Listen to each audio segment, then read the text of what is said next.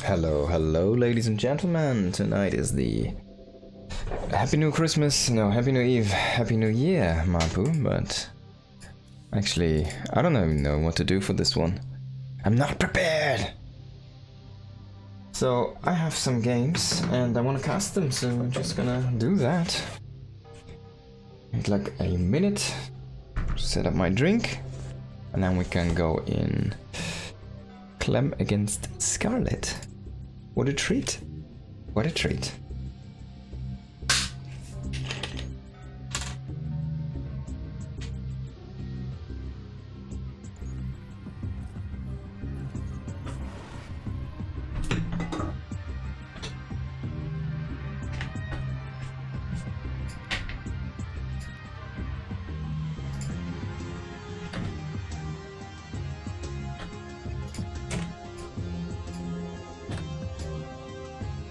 Alright, no further delay, let's go into the game. Here we are in at the bottom left of Tourmaline. It is Clem, and in the top right we have Rebellion Scarlet. Shopify Rebellion, of course.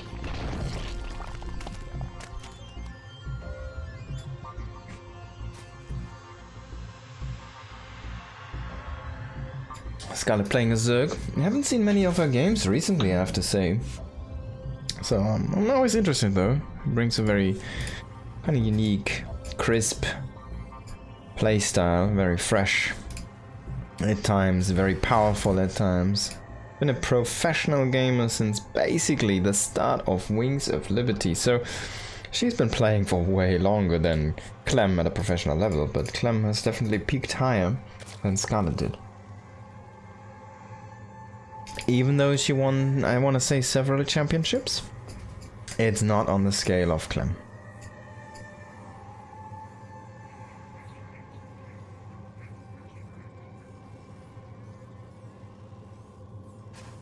Alright, Clem seems to be going for a 1 Rex expand here, pretty standard opening. We'll see what Unity wants to make with this, or if he follows this up with a fast gas.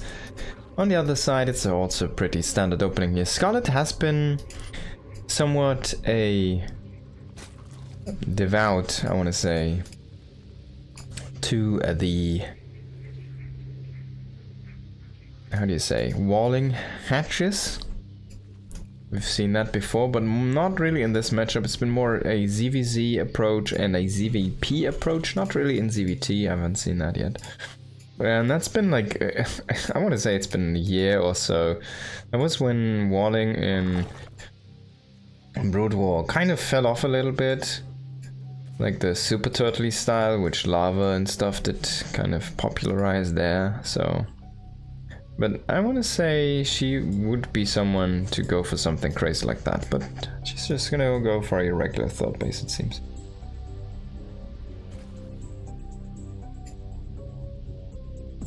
Oh, is she gonna go for the forward base? That's interesting. So this might be something aggressive. Clem is gonna see this. And one issue with this is you kind of... Why you usually don't see stuff like this is, first of all, it's easier to push for the Terran player, of course. It also signals to the player, to the Terran, Clem in this case, that she wants to do something aggressive. Or at least, yeah, well, yes, she wants to do something aggressive. So it's kind of a big tell, like, hey, are you gonna play a macro game, play a defensive reactive game? Well, this doesn't look like it. If she takes the space, she needs to be aggressive out on the map, even if she doesn't do an all-in herself. She needs to basically keep the map control. And one thing why you don't really see this so often, so you have these side bases, right? And now this forward base is kind of pushable. Also, if you walk down with the queens to this position, you're completely exposed from 2 angles into your main base.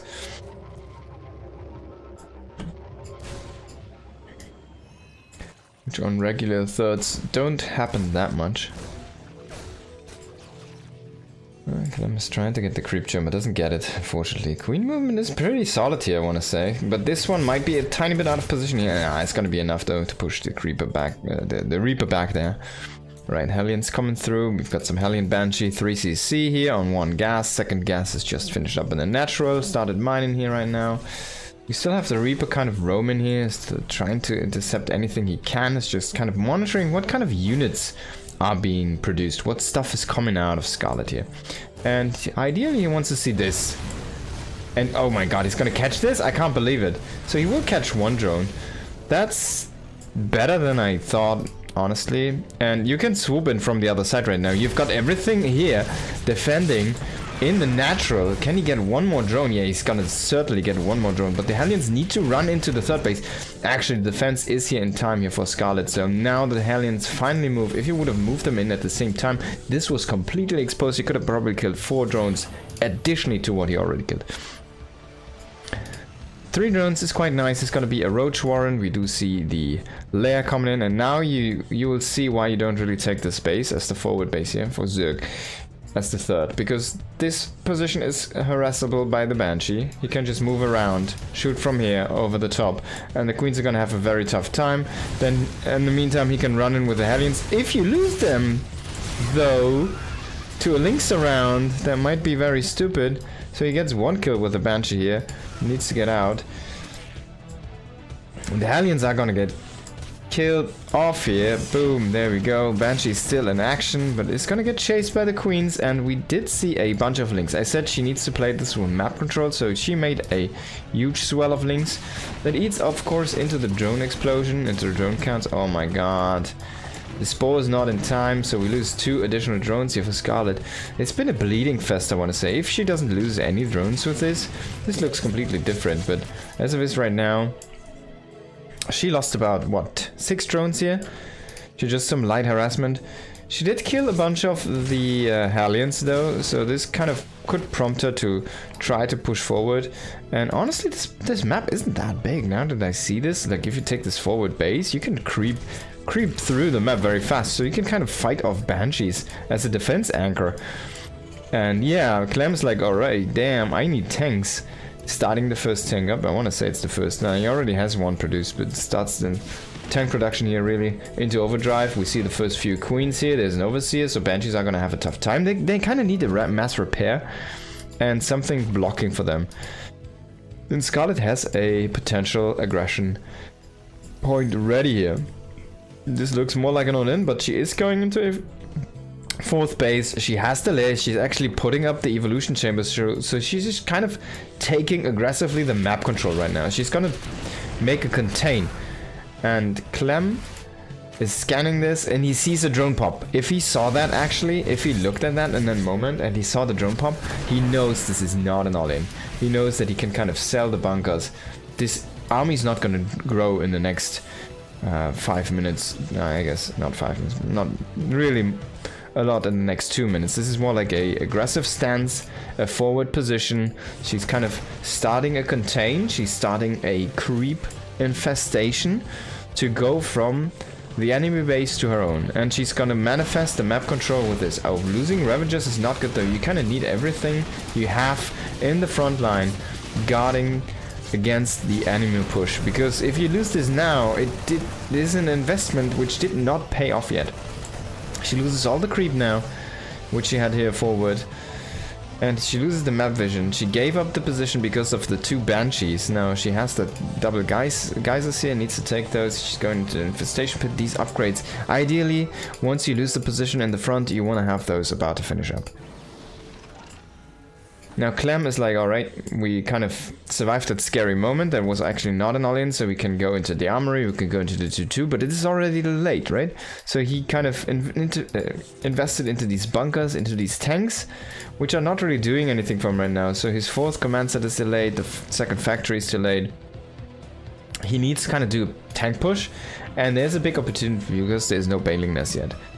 So if he can kind of go across the map and find a good position for his tanks, that would be what he was looking for. He's going into Drilling Claws now, going into the Marauder Concussives, going into +2 only. So he's kind of starved for money because his 3rd command set was delayed so much and he couldn't land that one. Poor Marines there. And he immediately throws down a 5th actually. But yeah, I guess... Why is he not starting the armor though? Kind of want to have that armor running here as well. Maybe a little bit of a mistake. Didn't have the money at the time when he clicked it.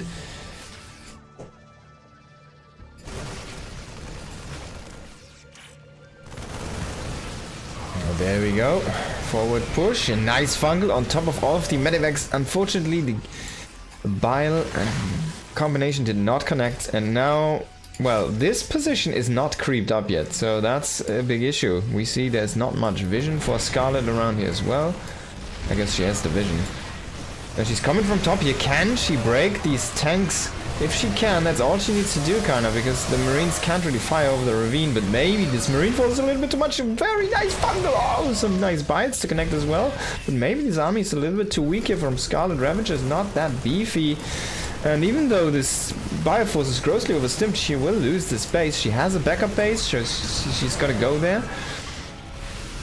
With the drones evacuating, not really losing that economy, just relocating.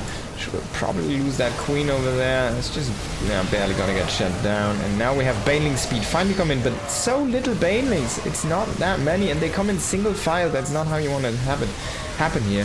They will tank a lot of damage though for the queens and ravagers to try to pull through, but it seems like the answer is no.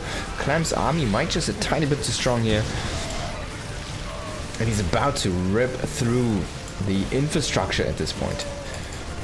What do I mean? Well, he killed some queens, right? That's the infrastructure for Zerg. So all of the lava production is going to be stifled here. The reinforcements are going to have a tough time to come in. We do see one extra infestor fungal here coming in. Fungal is ready. Fungal now! She waits for the perfect moment. Infestor does not want to get blown up by the Widow Mine. Throwing the fungal now. A second fungal. Unfortunately, the chain did not really happen, so not the full damage did. It got released from the fungals.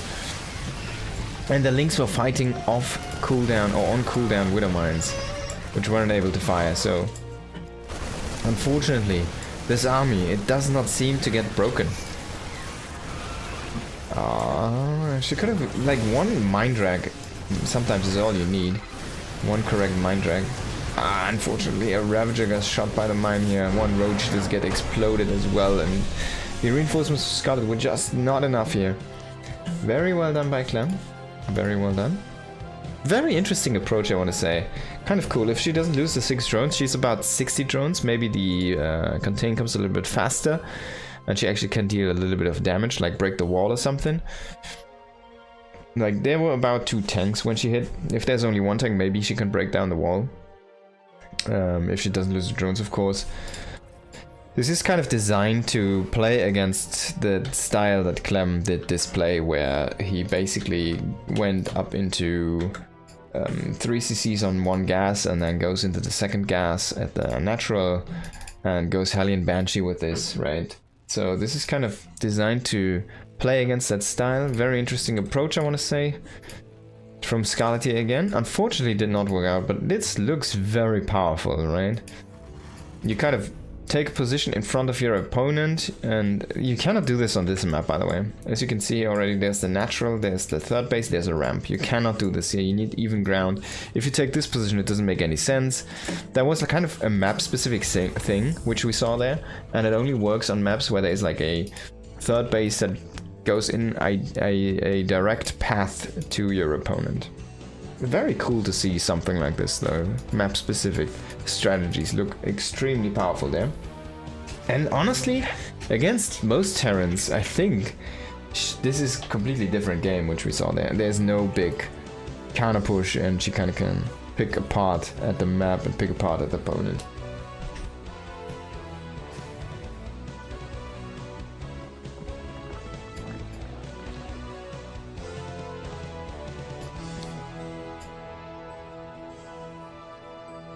Very cool to see though. Want to see more of this style. Kind of makes me want to play some Zerg again, you know.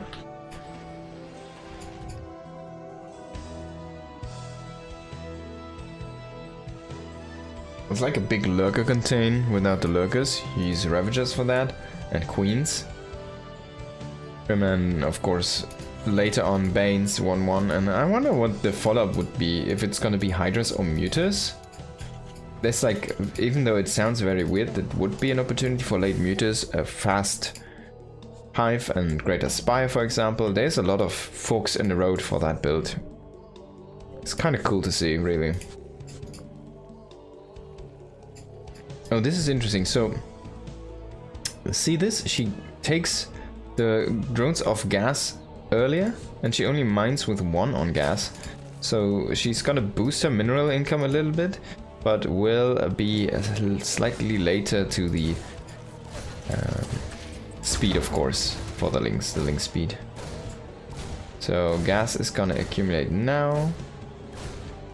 Yep, there she got it, and now she could take starter speed.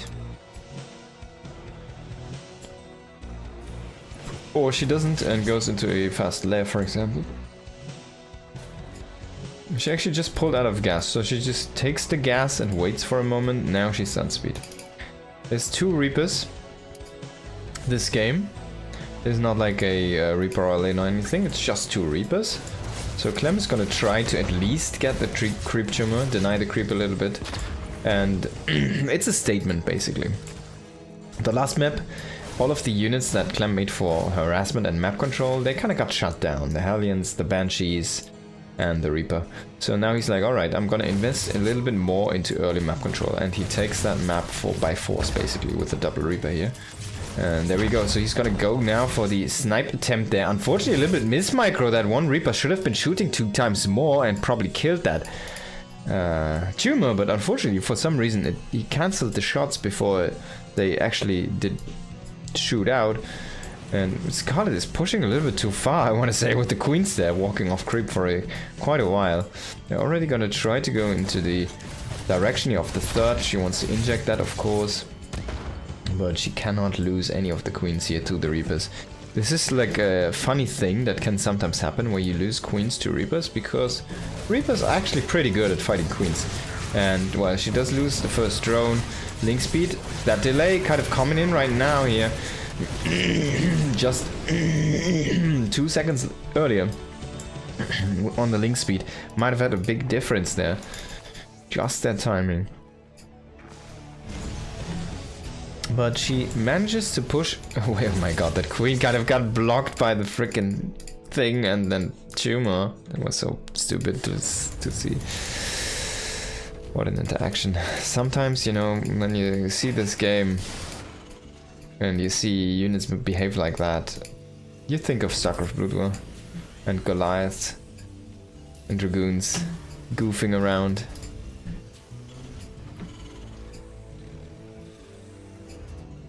And then you know this is actually really a StarCraft game and not just another RTS. Alright, so 3rd base is done here. Hope till it's gonna lift over. Clem's map control is gone. He has no tanks back at home. He has a small marine force, but he has no wall yet. Needs to finish that one off. He's gonna probably place a couple more supply depots here. He's gonna get one more. There we go. And he's gonna be a little bit, well, bold, just landing the command center. Now he does have the medevacs though, so it's gonna be tough to break that position anyway. Scarlet is just gonna let him have it. She has a bunch of queens. He should be fine against the double draw. Would you rather get... That's a strange question there than MW. Would you rather get dropped by Clem or Nidus? Nidus by Scarlet? Dropped by Clem. Because then I know it's already over. And Nidus, if I see it in the correct moment, I could probably still do something. 15 drones! Alright, Scarlet, 15 drones. It's gotta go up to 80. Is that a bit much, ladies and gentlemen? She lost the first queen already. The links are gonna bleed out. She just used all of the lava to build 15 drones, remember? So now she needs to pull off the queen. She's exposing herself on the other bases. Needs to... Well, she's gonna lose some drones now because she made 15, so she still has 75. Oh my god, so many workers. Now finally we do some injects coming through here and some link production going on. Hello Mr. Gling, good to see you as well. Oh, she ain't even gonna Nidus. No, she's not gonna Nidus. This is an infestation, but it's gonna be Hive probably.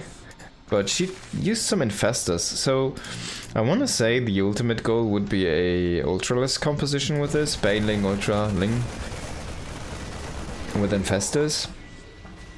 Since there's no biles this time, she's still gonna go with the infestors. Did she make the baneling nest though? I don't think we have a baneling nest. This is a Ling infestor right now. It's not gonna work against a Clem with medivacs, tanks and marines.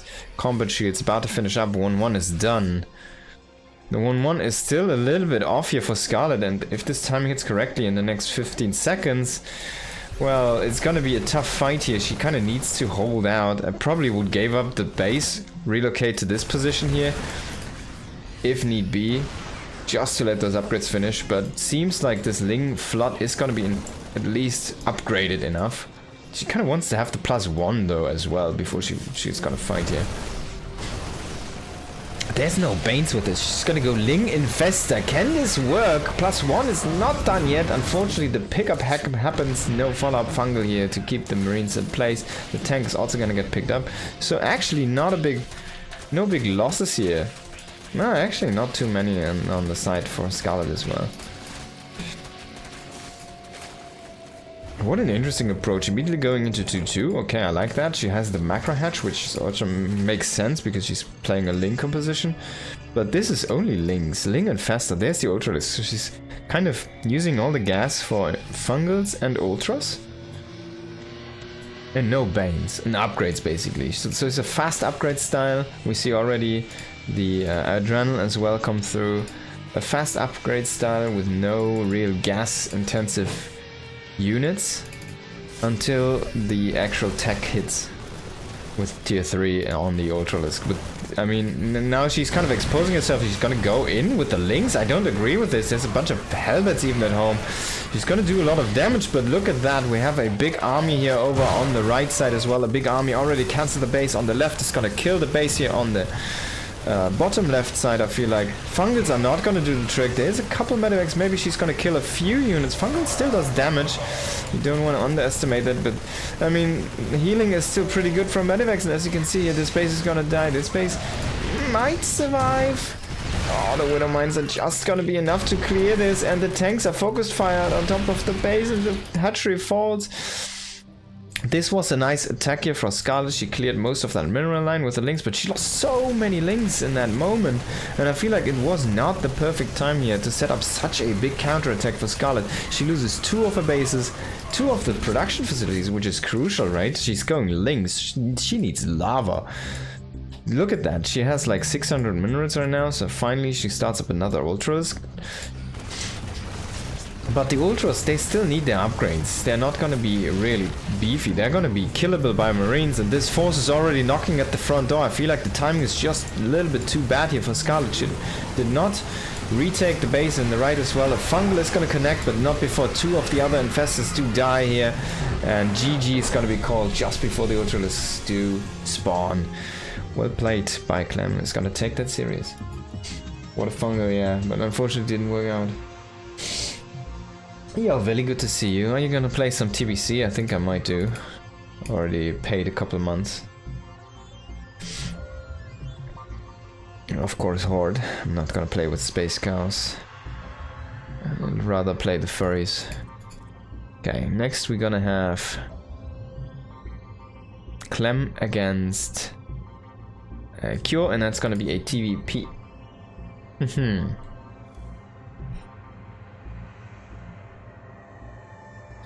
And after that, I think I have Clem Max. Yes, I have a different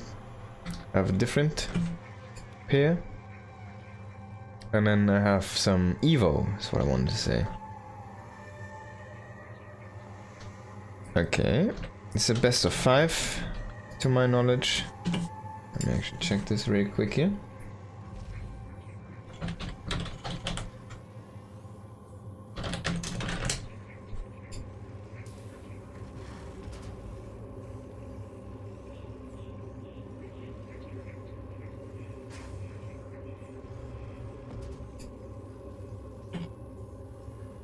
Yep, this is best of 5, so we can jump into the game. Boom, there we go. In the bottom left we do have Cure. In the top left, our top right, our Protoss player Clem. Already sending out a probe. Let's see, I haven't seen Clem's Protoss in this patch yet. Kinda interested what he brings to the table here. Maybe he has something fresh, something new. Maybe his Protoss is a little bit weaker than it used to be. But I don't think this matchup was too much affected. I guess the ghost change is pretty big though.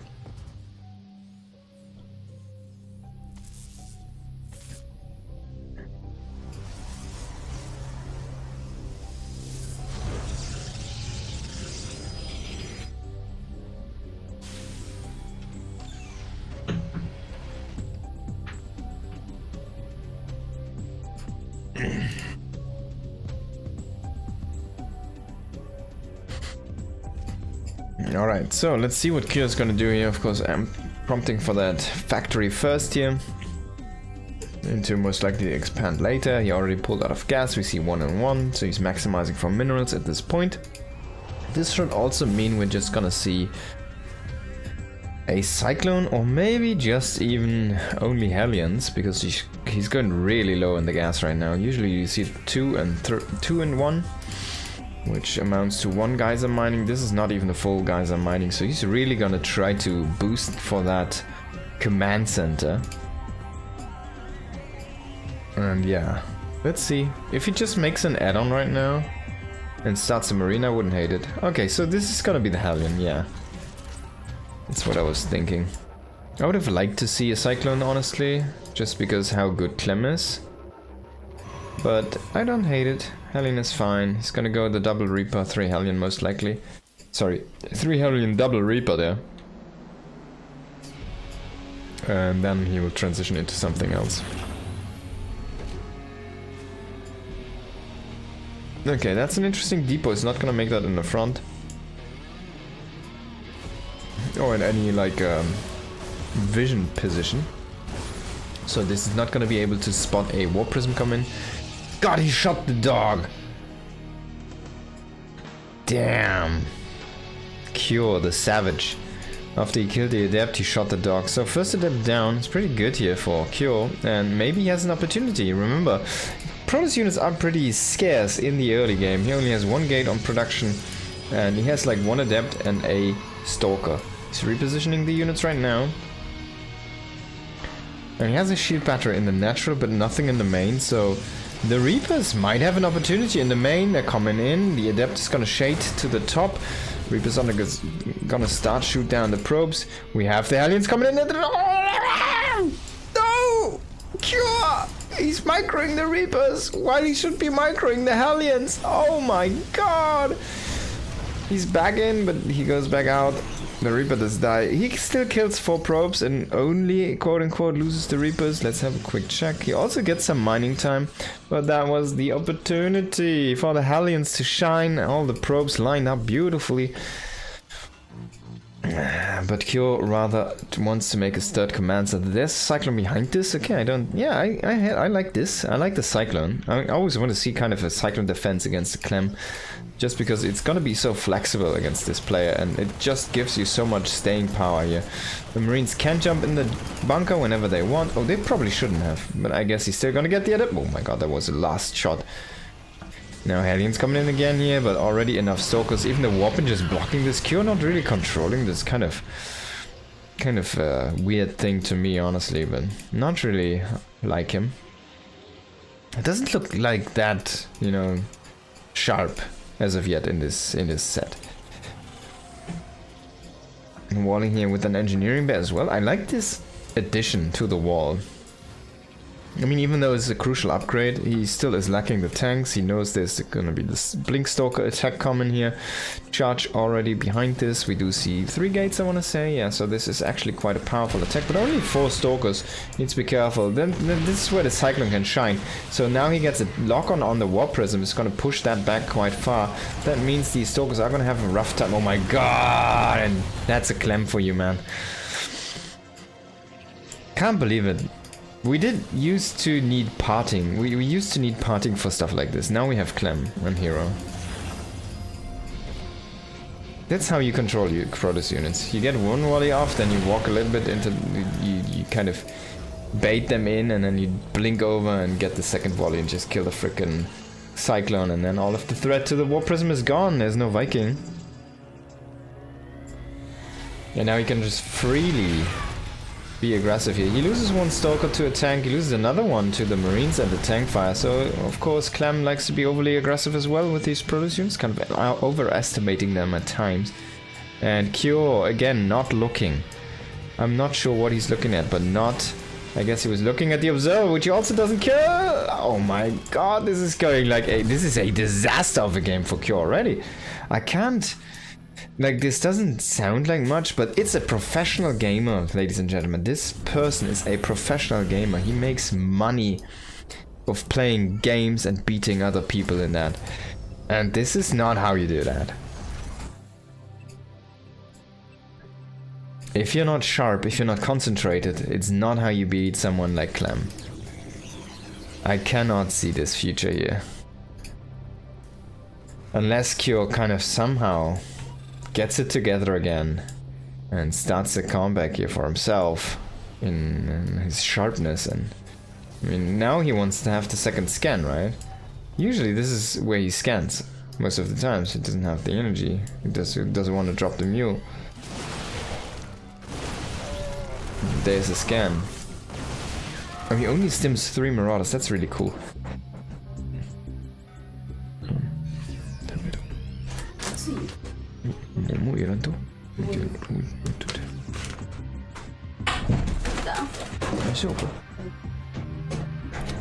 Alright. So Clem is Cure is starting to roam with an army here, and Clem is gonna go in with the Warp Prism now. He changed the 2 Stokes for 2 Zealots, and if there was a tank, that would be great. Unfortunately, there's no tank, so he just has to kind of try to kill SCVs. He just gets one and gets out. It's kind of like he utilizes Marine drops, and it's very nice to see. Kind of, he's very efficient with these small drops. He doesn't really lose them. He just comes in, goes out, comes in, goes out, takes a little bit. You know, takes a small piece and then just ramps up the efficiency. Now he comes back with the Zealots to flank this army. He kills the tanks. Now there's only Marine and Medivacs left. He's even gonna snipe the Medivacs here. Marauders. It's really accurate with his focus fire. He doesn't really control the Zealots, I want to say that much. It was a little bit of an overzealous blink there though. He did not see the reinforcements come in, so that high ground kind of playing a nice role here. He does lose most of the Stalkers. I think we only have 3 left now. And I wonder how many he's gonna make. He's starting to just throw down more and more Zealots and Colossi, and I think we're gonna see maybe a couple of Stalkers die here in a little bit. And that means if he loses too many Stalkers, he's gonna have a rough time to kill the Medivacs. And there could be a way back into this game here for Cure.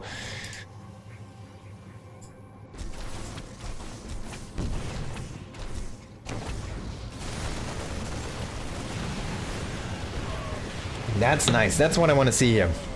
Viking defense with a missile turret. Easy shutdown there on that Warp Prism, even though that probably was just a little bit of luck on the side here for Cure.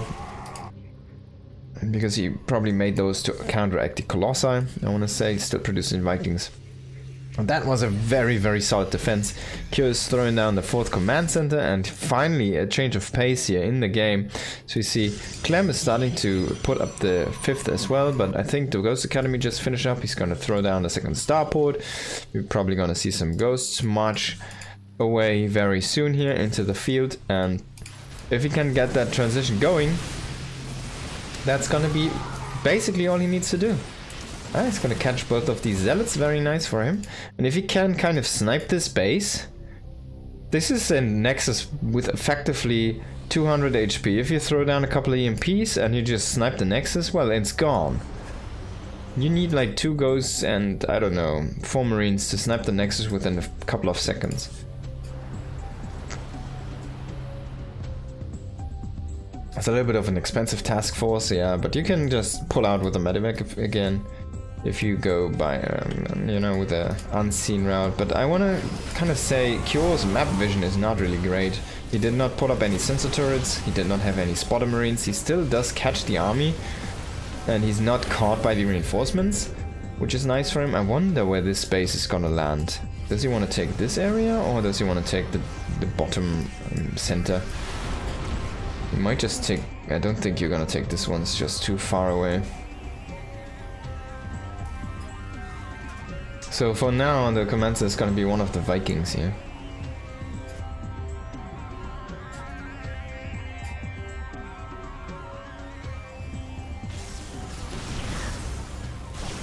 There's a missile turret here to try to zone some observers. And can he get a repair on that? Can we get a repair on the man on fire here inside the turret? He's gonna burn down.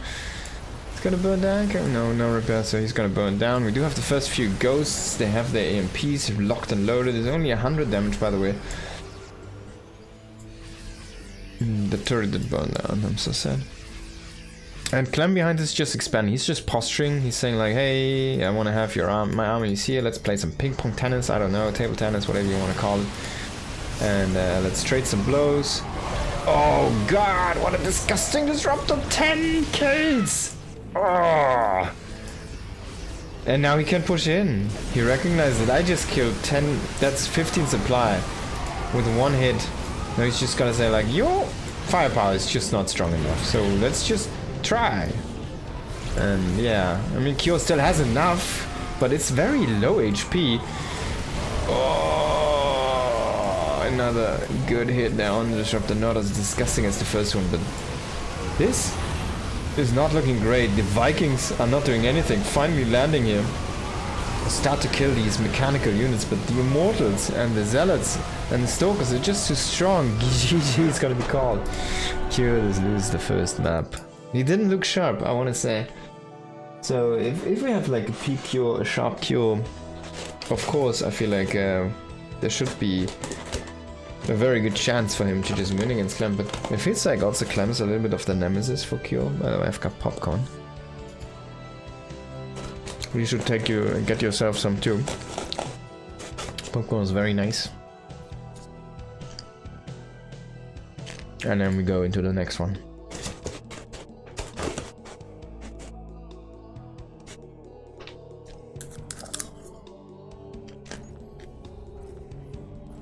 Great. So Clem up 1-0 here.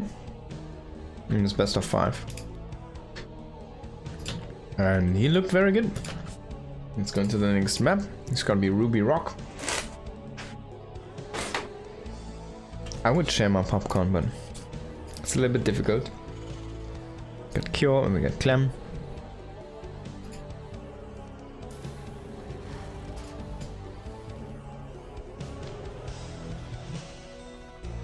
Let's see how this map is gonna play out.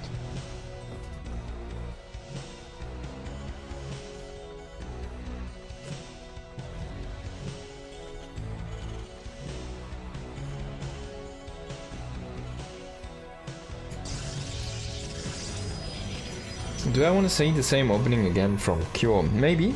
I feel like the opening was actually really good.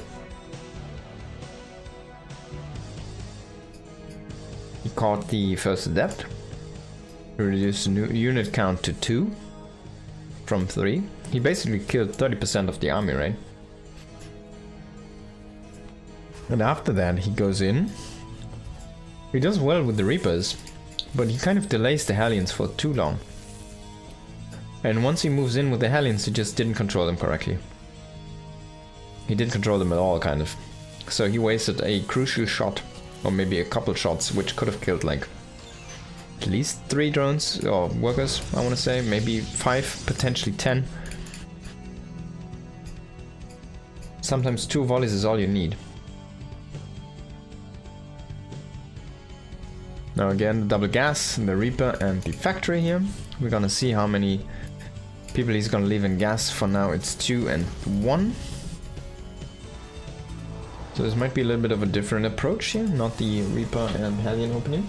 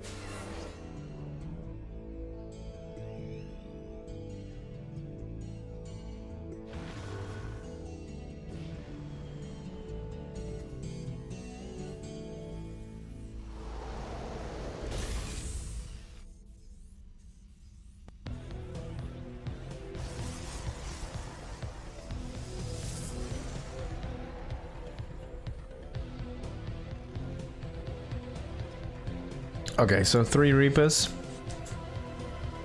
And 2 Hellions, but this is quite different. We are gonna see a SCV pull here on this game, ladies and gentlemen, most likely. In the meantime, we have the Robo Defense here. Now, this looks like a very standard, the same thing that Clem played in the last game. 3 gateways, Blink, Robo for the War Prism, the Observers. Now, Kyo's gonna try to overwhelm Clem here. Oh my god, the Unkillable Adept. He just drains 50 energy of the shield battery with all of the damage. Kinda crazy. Oh yeah, it's gonna be a stim. We'll probably see combat shields as well. I wanna see there should be a NG bay for +1, but maybe not. And then we're just gonna get that pull with the SCVs on 2 bases. It's not too hard to scout, but is Clem gonna see this? He should be able to kind of sniff this out with the War Prism, but maybe the timing is just gonna work out for Kyo here. What's he gonna make over here? Depot, okay. He's gonna really wants to complete that wall.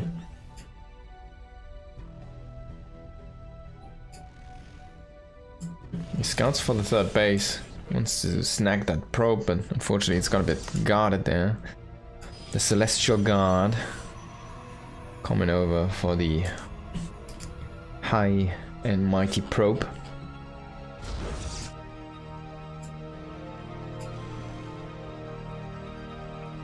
Q pulling back a little bit too much there, maybe. Now we're gonna see 2 more Stalkers on the front line, and that 4 Stalker hit squad. If he could snipe Stim, that would be crazy. And I want to say for Kyo's mistake and for Clem's sake, the lower tech lab is Stim, but like the one that's kind of closer to the potential aggression point here. But yeah. I mean, you see that 3 barrack setup, and Clem is a Terran player, he knows exactly what's coming. Not sure what the Adept is doing here. But yeah, he immediately cancels. He cancels his Robo, he throws down extra gateways, he starts an Immortal, he's starting to harass this force, he wants to kind of prevent the SCVs from coming as well. Now the Hellion Reaper come back in. I'm gonna kill the first probe. They're gonna shoot at the base. I'm not really sure how much that's gonna do, but you have them alive now. You want to keep them alive until your push is hitting. There's a second wave of reinforcements. He does not have any healing power with this. Oh, he's gonna try to corner this army. Maybe if this works. No, he just gets caught himself. 3 Reapers do die, so only a couple Hellions left here. Unfortunately, very unfortunately there.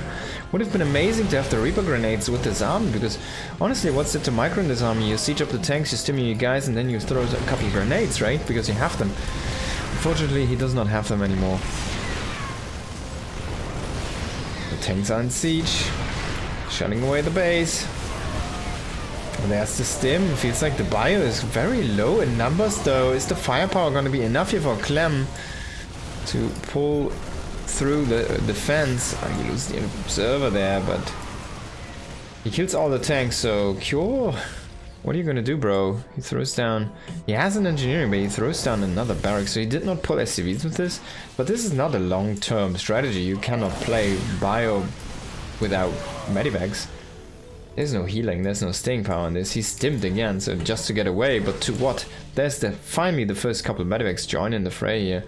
But the 3rd base is already done for Clem. He's gonna go into that Robo, and can you even stop this kind of seesawing here right now? There is 2 Immortals in this, there's a bunch of Marauders. They're gonna get so fastly killed off by those Immortals. And we did see Clem added 4 more gates. This is at 7 gates here right now. 3 + 4 is 7. There you go. We managed to get that counting done as well at the end of the year. And yeah, this just looks like a disaster for Q. And Q is gonna recognize it and say, alright, let's GG and go next.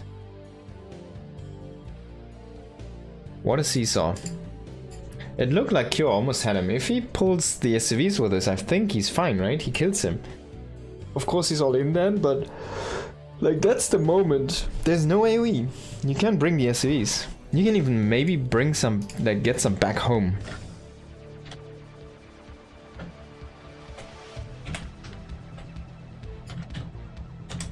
Okay.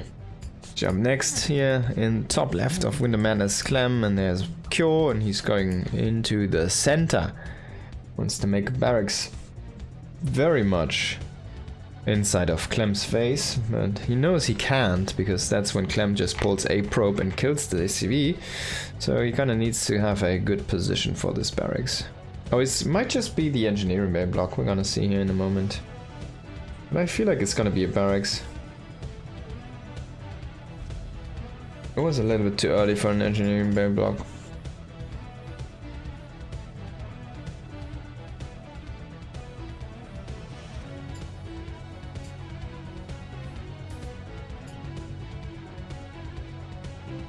It's only gonna be one Rex. It's gonna be the Reaper just going into the main. I don't think he's gonna make 3. He could. We'll have to wait and see.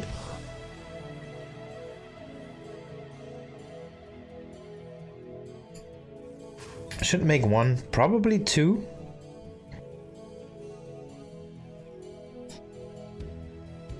But before you hit the 3, usually the timing is already kind of gone. The Reapers don't really do that much damage anymore, but it keeps the units at home. The issue though is you get like, you basically letting him get a full scout.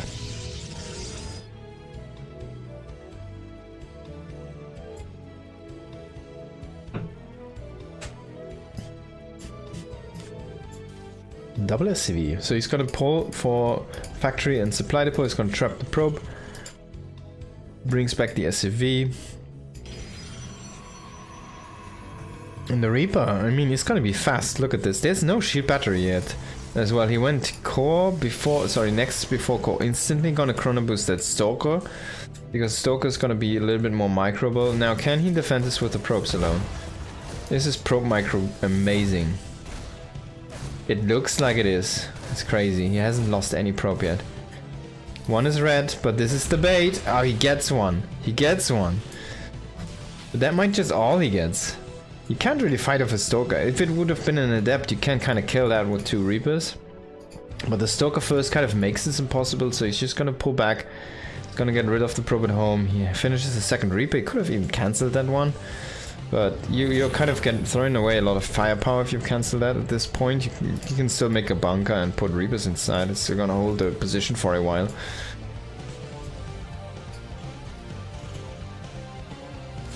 And there we go.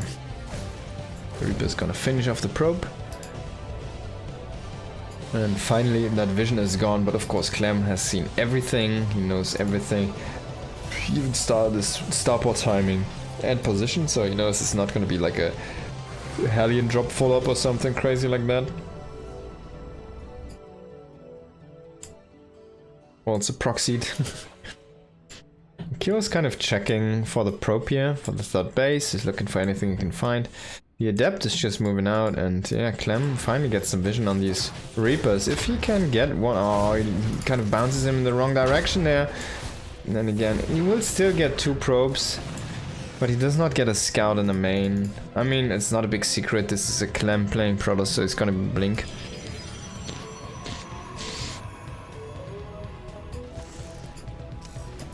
And Kyo is desperate to get this barracks back at home, start production, and there you go. So he's gonna just close his position onto his natural, to the flight path. It's just gonna be where it lands. And instantly starts up a Marine, interesting. He's not gonna go for the instant tech lab there. So he really is stuffed for some units. He has a medevac but nothing to put in, right? That's when you know. So he kills the Adept with the Widowmine. Unfortunately we didn't see that one, I'm sorry. So that's nice, he gets some vision off the table here from Clem's perspective. And now that medevac is kind of going through the big dark unknown. Oh, I was a little bit too far ahead. And Clem, we won't really see this until it really hits, but there's nothing alongside this, and he knows the timings. He saw the starport, so he knows there's a drop coming or something coming. It could be, of course, a Liberator. It could be weirdly enough a Viking, but that's never gonna happen. See, did that Stalker die? did he lose that? I think he lost that. I think he lost it, but he picked up the carcass or something. Like, that was also kind of funny. So he loses 2 stalkers. I think he just... That was weird. He should have dodged the rocket, but the rocket kind of flew with the stalk. It followed through the blink. That looked very, very weird. So, okay, so far we've got kind of the RNG universe trying to help Cure here in this game. Can he finally win a set against, or a game against Clem here in this best of 5? With the universe kind of trying, the gods of RNG and weird bugs trying to favor here our Terran player. Can he make something happen with this? Double tank setup here. Unfortunately not ready for the show. Oh god, he just sieges and unsieges at the same time, so he just eats a little bit of damage there. That could have been easily 2 stalkers down. If he has those sieged up in position. Both tanks fire, boom. I don't think there's anything inside this. Does he have any Widow Mines left? No, there's no Widow Mine left. He just has the medivac there. So he kept on taps on the probe production, I guess, for the 3rd base. Wanted to see if that's gonna saturate, how far is that along, stuff like that. Throws down his own 3rd. This looks like we're gonna go into a little bit more of a macro game here, at least approach. There should be the engineering base, I guess 1, yeah. He's just gonna go with the 1 NG base style for now. Well, this could be faster ghosts. Still have to wait and see. I wonder what this medevac is kind of... It's blocked in by pylons. I mean, this is not really anything that's gonna kill you, right? If you fly over it. He can move that away if he wants to. He decides to keep it there for now.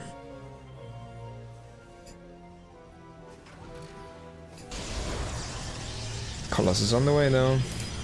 +1 on the way this time. I don't think we have seen any upgrades from Clem yet.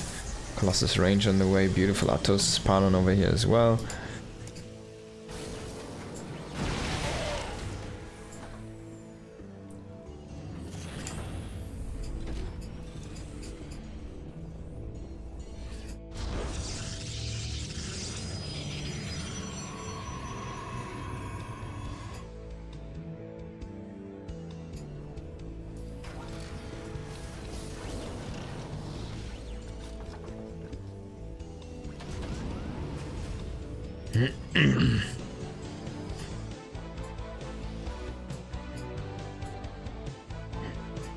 Clem with a hallucinated war prism.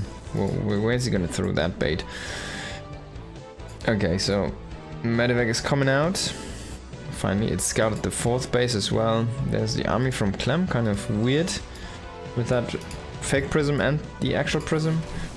There's a small counterattack from some zealots. The probe is running away from the army from Cure here. What is Cure's goal? So Cure wants to finish off that 4th base. He's gonna see that prism. I hope he doesn't commit any resources to try and snipe that one. Because it's fake. And there's the full-on engage. Can he make it happen here against this army from Clem? The answer is yes for now. Certainly he does. If he could snipe that Colossus there from the high ground, it's kind of separated. He needs to acknowledge that, recognize that. Ah, nice pick up there. Nice last second save there from Clem. If Cure Snap sees that and decides let's go and push that Colossi, man, it's gonna be no. Oh my god, how much health? 1 HP? Are you kidding me? The Colossus with 1 HP, no Marine here, so no instant connection in that army until it gets reinforced. Where's the Ghost Academy, by the way? I think you forgot that one. It's gonna be an armory and the 2nd NG bay, but the Ghost Academy should already been finished up here in this build. The first couple 3 ghosts on the way there. Cure is just pulling back. What a frickin' this Colossus, man. So this Colossus is gonna be 101 HP. If it gets EMP'd once, it's gonna be at 1 HP again. So an EMP and I don't know, a strong wind are basically gonna kill that Colossi. That's a nice mine connection there, and Kyo immediately capitalizing on that is gonna snag 1 additional Stalker there. 1 HP, all you need to deal the full damage, indeed. I mean, a unit wouldn't be really good if it would scale with like, you know, as 1 HP, so it's like, I don't know, 1% of its health, or even less. If the damage will also scale down to that percentage and the movement speed, it would be like utter trash, right?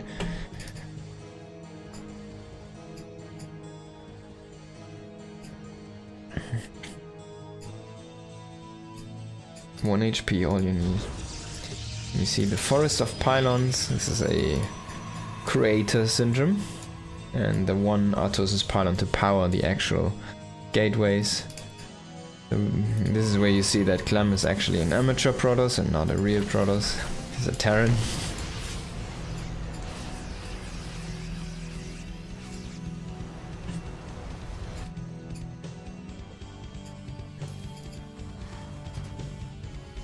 There's finally the Ghost Academy. I want to say the tempo is really off here for Kyo though. He does not have a 4th finished up yet. It's about to finish soon-ish. But look at what Clem is doing. Base number 6, base number 5, 4, 3, 2, 1. That's so many. And he's adding more infrastructure. He's roaming the map. He's getting into disruptors right now. He's getting his 3-2 upgrades. He's poking in, trading a few of his gateway units and then going out again while he keeps his Colossus safe and sound. He has 4 Colossi, that's all he kind of needs and wants. And we secure needs to make Vikings against this, but you need so many Vikings even against 4 Colossi.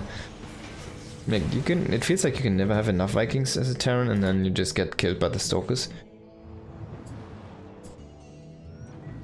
Because until you land, things are just not working out for you. Now that's some nice Marauder against Stalkers is always something you love to see as a Terran player here. Clem taking a rich Vespene Geyser base and taking another base. So base number 7 and 8 are going to be set up here. It takes 6 more gateways, another Robo, I think that's number 3, a Dark Shrine, because why not? The only thing he's missing is the Templar Archives, interestingly enough. He really refused to make the tech so far in the series. And I mean, why would you? But why would you even make it? He is so strong on the map right now. He has a bunch of Colossi and Disruptors, so double AoE here for him. Should usually be enough. He's like walking through this kind of block of minerals there, man. Crazy. And there come the Vikings though. If you can kind of kill these Colossi before the actual fight really goes, you can kind of, this is so many Vikings, you can kind of just go and chase that army only with the Vikings. Just have like, I don't know, 3 or 4 Marauders chase to fight off the Stalkers. Look at that. And Clem, by the way, he's like, alright, I have a second Prism, I have Zealots, let's kill your natural. And he kills all of the... Oh my god! Ugh! He kills all of the, SCVs there and then... Whoa! That's so cool. He tried to land there on that high ground, basically, shooting from the top. Reinforcements still haven't dealt with the Zealots, finally, but this base is in shambles here. He still has the crucial infrastructure, so he's gonna be able to keep on producing, but I mean, look at what Kyo did behind this. He had a good army trade, yeah, okay. He had a bad, actually, counterattack defense. He did take a 4th base, he has that set up, where we are not fighting right now, which is unfortunately, but the Vikings should be able to turn the tides here if he does not lose them to Disruption Nova, and that is indeed the case, so he can kind of, yeah, seesaw this back here in the direction of his own favor. Does not want to run into these Disruption Novas though, but he did not send anything out here. He did not send anything out here. No Liberators, no Marine, like 3 Marines sometimes all you need to kill a full base from an opponent, you know? He just doesn't need to look. I mean, if he whops in 1 Zealot, of course the defense is already done, or 1 Dark Templar. But yeah. That's so crazy, and I mean, it's Clem, so he wants more bases, of course. He's just walking into the natural. It's like, hey man, what's up? What's up? So dodges 2 Disruption Novas there. I mean, the Ghost got hit by 1, but he didn't die. That was pretty good by Kyo, but yeah, he pushes her back, but Clem's like, what's up, man? Let's check in. You see how Clem is playing this. If you take a look at the resources lost, oh, it's actually quite even, but he's completely investing over and over and over again. He's just buying more and more stuff. He doesn't really peak up to too much money. I mean, 14 zealots at a time right now, but yeah, Kyo is already overwhelmed. Crazy, this guy. Just crazy. That was a beautiful game though, I want to say. That was really good. I think Kyo also did not make too many mistakes in that one. There were like a few things where you can go like afterwards, right? It's like, yeah, okay, you could have done that better and that differently and stuff like that. But Kyo did play a good game, I want to say. But that's kind of his bane, his boon. Kyo is probably the player that looks the best but doesn't win. He looks really, really good, but he just can't win for some reason. So I guess now let's see how this works the other way around. Let's check out how Protoss in Max Packs is gonna fare against the Terran Clem this time. Another best of 5 here. The map is 10,000 feet, which could be the distance or, you know, just human feet or any animal feet you can imagine. Just 10,000 of those.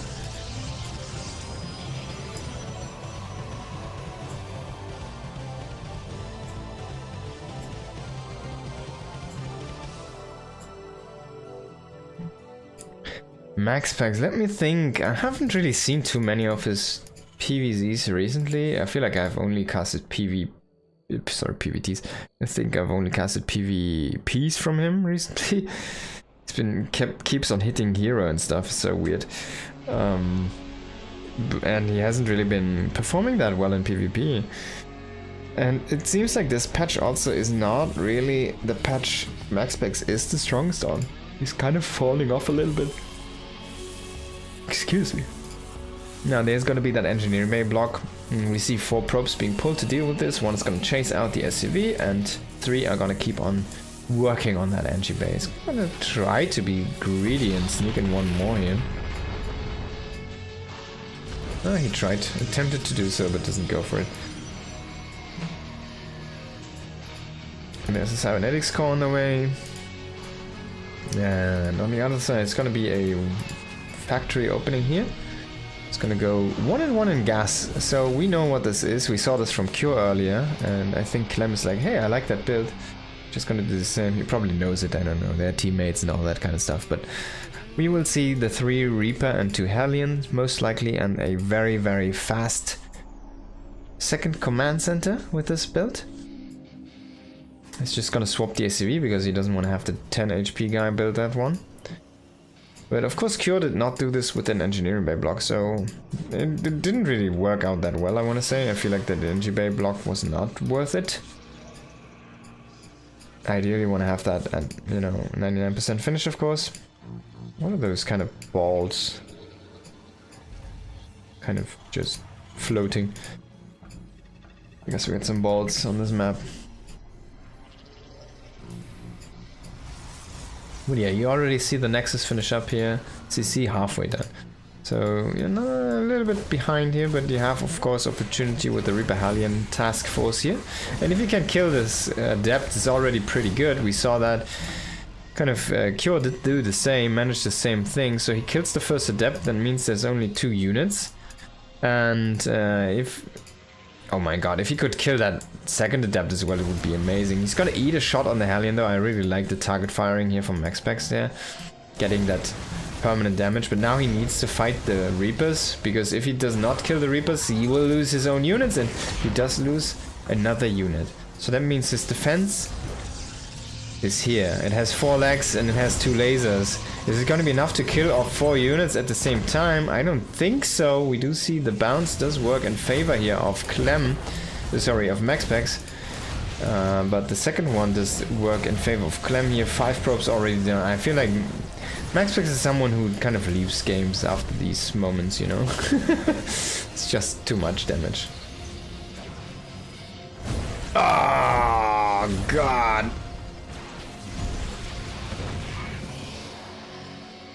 12. Clem killed as many probes as he made bases in the last game. 12, man. It's insane. At this stage of the game, look at how many he has. 26. He killed like 30%, 40% of the economy there.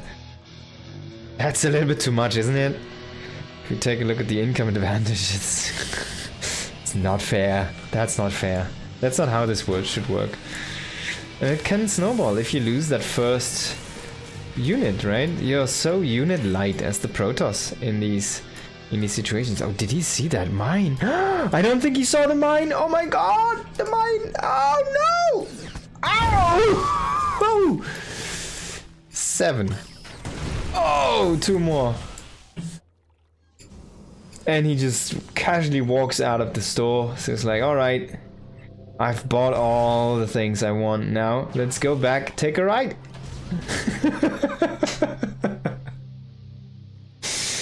Oh my god, what a crazy attack. Oh boy, that mine on the high ground, that was amazing. I love stuff like this. That was so cute, so sneaky, and it just works out, and that makes it so beautiful.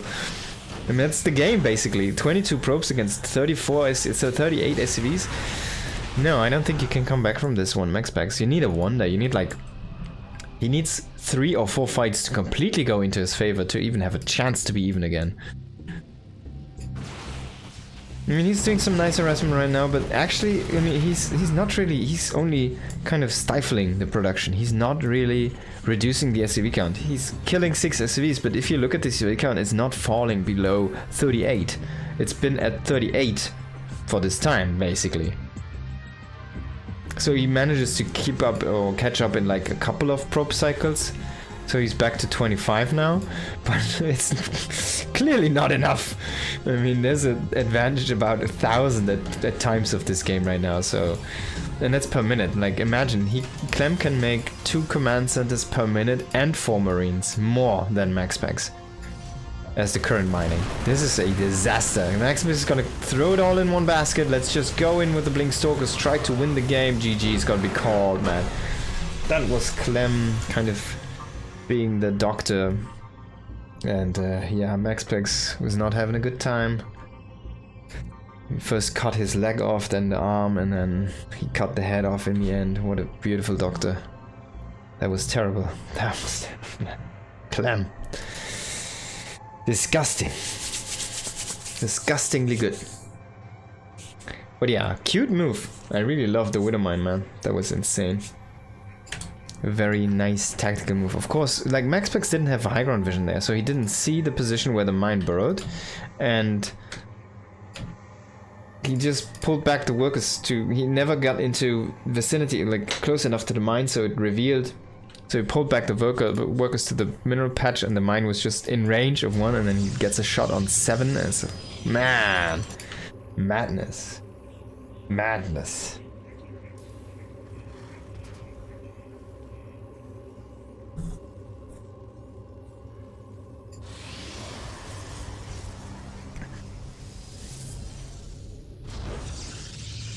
It might have been the best mine drop I've seen in a very long time. And it's crazy, it's like against max specs, it's not like against, I don't know. It's not like against Mana or Crater, not to say that those are not good Protoss players, but those are definitely not as high profiled Protoss players as max specs is currently, right? So...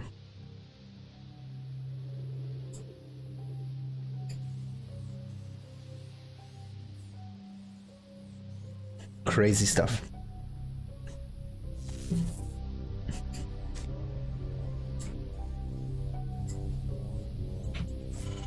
Alright, another engineering bay block is again gonna be scouted immediately here and denied very early. 1 probe is across the map, so only 3 probes working on this one.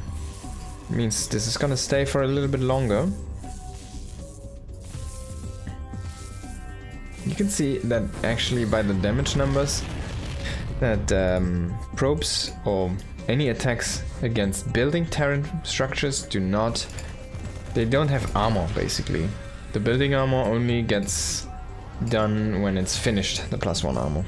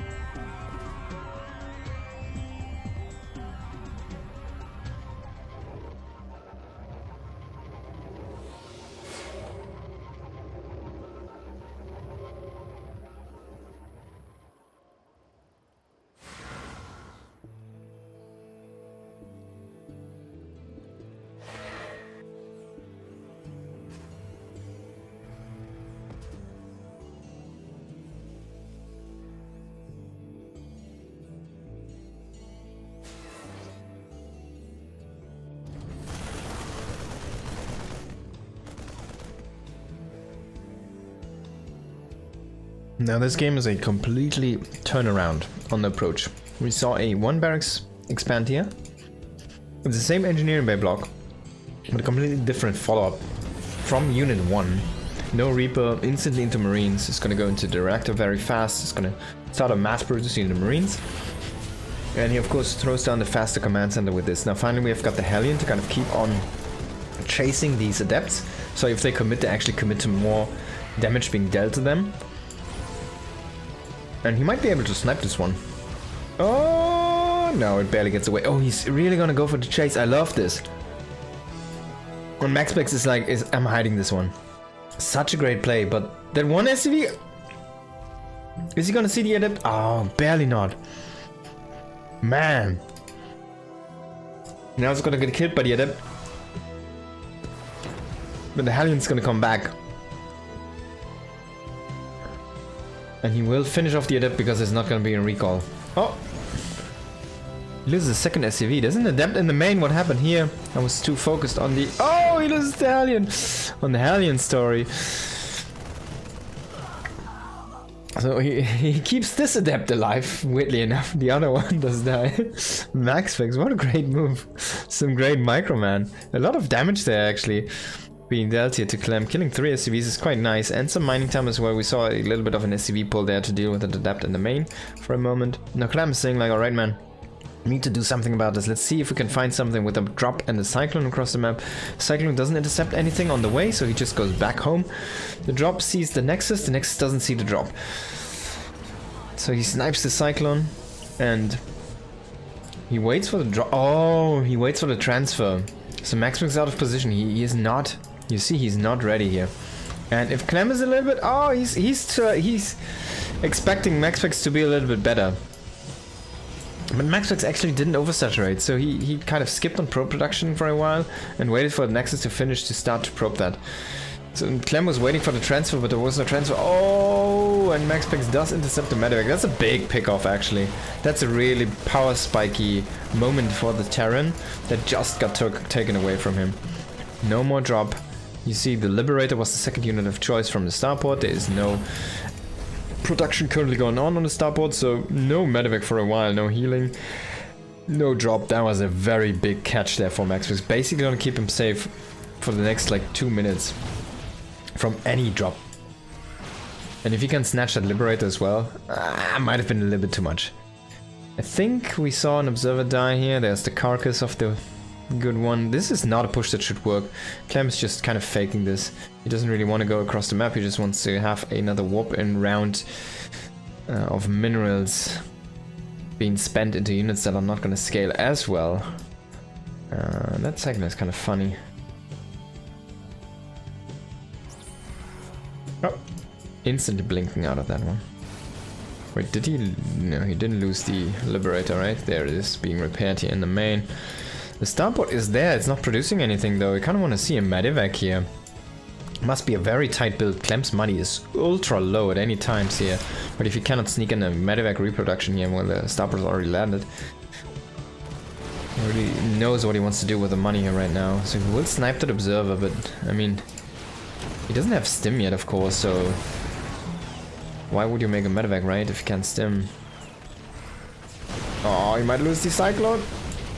I'm getting blocked by these 2 Marines here. And now he's just sieging up in the middle of the map. He hopes MaxPlex is just gonna rotate into this one. And I think he might get a little bit lucky. Only 1 Stalker though. He sees 1 Stalker. MaxPlex is just rotating a little bit too far off. The 1 Stalker split off. I think that was not intentional, but that really worked out into MaxPlex's favor, so he can immediately evacuate from the position, doesn't lose anything really that matters to him. There's the Liberator sneaking around again, and this is not really defended. I mean, Zealots are not gonna help you. That Sentry can kill the Lib, but that's gonna take a while. So he gets 2 probes, he's gonna try to relocate, of course, he doesn't want to lose this one. Press him in the main. Finally, medevac production starting back up again here.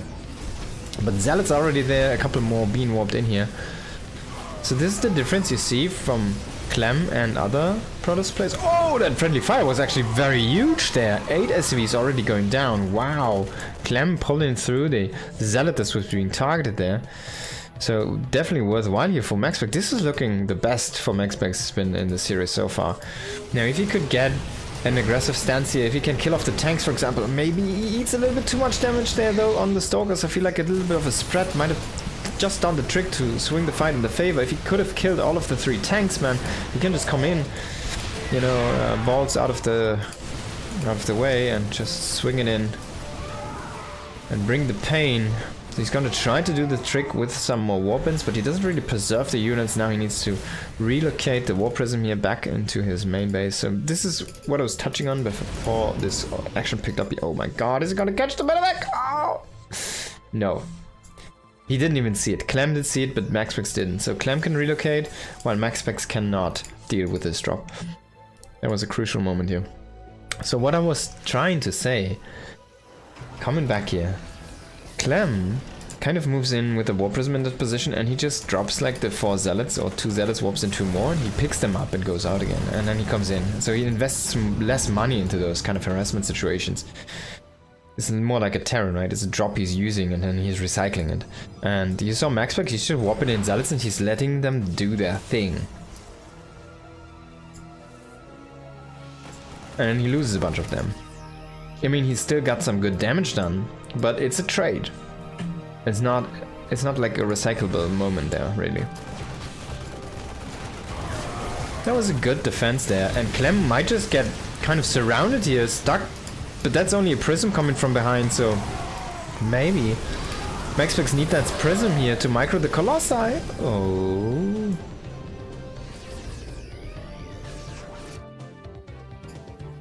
Clem is looking good here. Starting to push out more and more. He kind of needs to solidify his 3rd base a little bit more, and he needs to get up a 4th base very soon. He's going into his extra upgrades here. We see the additional engineering bay on the way. We see the, and yeah, like, MaxPax is bleeding units right now. He's not really dealing any damage. He's just throwing Zealots at him to buy some time. That's like a Protoss player would use Zealots, not like a Terran player. We saw that earlier. But yeah, there's the armory, there's the 2nd engineering base, so we're gonna see the two upgrades being started very soon. And then we're gonna see the 4th command center, and then we'll also see the Ghost Academy come in as well. Now this is a difference from Cure earlier, and that's the sensor turrets. Oh, nice hit there on that Zealot. Even gonna kill another one. And oh, this one also killed a unit here. Maybe a Zealot. And there's a drop down here in the bottom, so a lot of things being queued up right now. And there's a turret and 4 Marines and a Viking. What a cute little defense. And he even seizes now with the factory coming in. He runs in with his own Marines, he forces a recall. I wonder if it was the Prism. No, it wasn't. So it was a bunch of Stalkers, but he picks up and runs out before the Stalkers can catch him. So he kind of thwarts the aggression from MaxPax. He gets his own to work, kills 2 probes. He gets a recall, which is actually a really big thing. You kind of underestimate that ability a little bit. It's a resource in itself, and it's a timer now that MaxPax can't use for a while, so he's gonna be a little bit reluctant to really push in with this Colossus force. Or do anything crazy with the Prism, right? You don't really want to lose those units. He's gonna come in now. Can he get a good engagement? I don't feel like this is a good engage. Most of his units have been just walk. It feels like the Colossus have been targeted on top of that Liberator there for some weird reason. Still dealing some damage. And let's see if he can push through here, but it seems like Clem might just have a little bit too much reinforcements coming in here. Oh, this battle could swing in a moment. We also have a double drop eating away at a base here of MaxPax, and there's no reinforcements for MaxPax. He has the money though. What is he doing with it? Nothing really. Warping in 10 more Zealots right now, loses another Colossus on the retreat. That's what I meant. No recall. You can't really push in like that. Now Clem immediately utilizing that situation, he should drop this. But MaxPax is already in position. Clem needs to notice that this is happening over here. He's gonna relocate to drop into the natural where there's nothing but a Tosis pylon powering 4 gateways. There's gonna be a bunch of production going down. Oh, he could even maybe snag a Colossus or the robotics bay, which is also gonna be a nice pick off here for him. We're not gonna get that Colossus though. That's a nice defensive Colossus, actually popping at a good moment there for max specs, but the tech got reset. He also has 4 gateways unpowered right now. His army is gonna be very weak in like a minute or two if he keeps on fighting right now. The War Prism is gonna get killed off here. I mean, he can't make Colossus right now, he can just make War Prisms, I guess. But Clem's army is just looking bigger and bigger. He's 110 army supply, over 80 at this point. He needs a little bit more healing power maybe. The medevac's looking kind of low there. Or maybe just get the medevac upgrade. But yeah, I think 4 medevacs, 7 medevacs is actually quite a good number. Where are those? And there they are, I guess, yeah. With the army, but most of them are out of energy, so you don't really want to overcommit too much to medevacs if you can have more fighting units.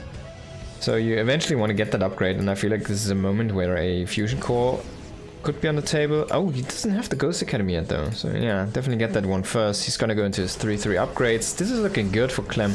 Max Specs though, not out of the game. He kind of got himself back into this. He has bought enough time, he has still a lot of vision on the map. He still has the space here in the south working, he has this one still working, and this one is gonna get set up again. He needs kind of that income back up again. And did he remake the robotics support bay? Yes, he did, so he can make Colossi again. He is going into Storm. Another fight though, this is so Marauder heavy, there's nothing really to deal with these Marauders. There's no big Immortals, there's no Storm, there's no Disruptors. As good as Colossi are, they're not really good against Immortals, even though, like, they're decent, but not good. Oh, it survives. It survives! It survives! Because he chases the prism with the Marauders. With the whole army. Now, can Max Specs buy enough time? I feel like, though, only Storm is not gonna do the trick. You already want to transition into Disruptors, but Disruptors against Clem always feels so, like, meh, right? He has Archons, but there's already Ghosts inside this. This army has none, but inside the composition, I think he already made the first ones. Can he kill the space though? One Colossus joining from a weird angle is gonna get picked off very easily here. The Archons, could they kill the Medivacs potentially? Not gonna do it though. Reinforcing Ghosts are gonna get snagged by like 700 Zealots coming from the north. But not before killing off one of the Archons there with a nice EMP. So Max Specs does make a defense. This game is really seesawing left and right, but this position is kind of getting more and more solidified here for our Terran player. 3 command centers now there. The Planetary has been shooting at this army for quite a while. He's gonna cancel one of them. There we go. But not before losing a bunch of stuff at home as well. The Medevac finally got shut down, but this double drop has been here for a while. Now if you can kill this base, that would be quite the pick-off.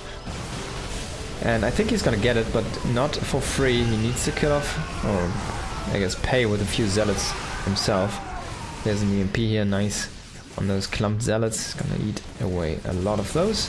And 3-3 is about to finish up here for Clem. His armor finished first, funnily enough. It's a little bit of a Byan moment there, but yeah, fortunately enough, the weapons weren't too far off. And yeah, Clem lost that mining position, so maybe he wants to float over his main command center and just put it over here to have that mining location. That was actually a really good pick off here by Max Specs, because behind this now he also has Storm. I'm gonna see Clem's just sniping probes, man, that's so crazy. He trades out these 5 Marines for like 5 probes, insane. I thought for a moment, is the Marine gonna win against the Stalker? Oh, the Liberator had survived and it got to the dead airspace, but then it decides to just go back. But this double drop manages to sneak around again, and that's a lot of firepower in there. We see a Ghost, 2 Ghosts, 2 Marauders, 4 Marauders and 4 Marines here. That's actually quite a technical army he has there. And they're gonna start to shoot at that probe line and the Nexus now. Meanwhile, we have this big fight going on. Max Specs notices this and needs to cancel the base. This is a formidable force with a double EMP here. He can just kill this. He's gonna just fight this army and he's just gonna kill this, but then he needs to pick up. He lost one of the medevacs, so he loses a bunch of the units. He does, see this? He does pick up both Ghosts and then 2 Marauders, so he picks up high value units. They're not gonna pick up the Marines. Ghosts over Marauders. He has a, you know, it's like children and women first. The Ghosts are the children, the Marauders are the women.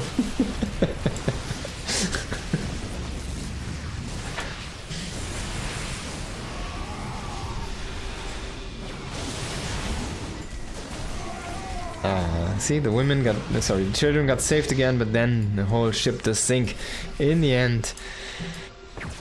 Oh, nice snipe there. So no more storm in this army. But what a nice game we have on our hands. Now Clem is starting to establish more and more of a position for himself. This fight could go very south here for Maxpex. There's not enough AoE in this one, and I feel like he's just gonna bleed out the whole army here. There was no Stormer in this mix, I said this just a moment ago, and then he still decides to push in. At the same time, we have that harassment, like the defense force now used as a harassment tool here on the natural base from Clem, but there's not really that much to do there actually. Most of the SCVs are already gone to work on different bases anyways, and he's kind of trading against the reinforcements, but there was just too many reinforcements coming in. He kills the barracks, I guess, that's the best thing he gets there. There was a barracks here, just confirming here. And he loses a base though in return. He kills most of the Vikings, I want to say. Yeah, we're down to 4. 13-3, 13-3. 13 medevacs at this point. 2 more, it's gonna be 50 medevacs. A little bit overkill. He's finally getting that fusion core. Definitely wants to get that upgrade for the medevacs here as soon as possible. Triple drop.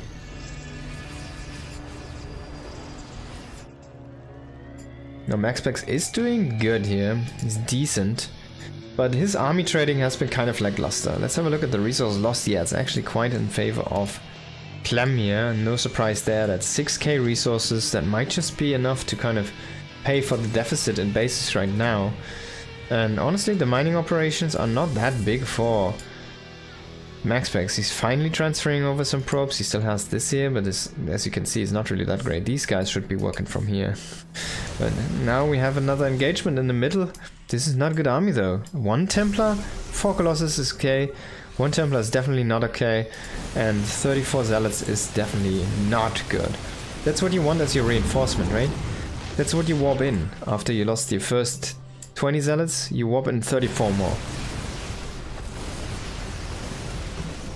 That's not what you want to have in your initial engagement. Definitely a little bit overly aggressive there on the Zealot production. Did not trade them out correctly, I want to say, and now he has to pay with a bad fight for that. And look at the army. He tries to reinforce with Stalkers, but it just wasn't enough. And Max was just gonna say, "All right, man, you get this map. Let's go next."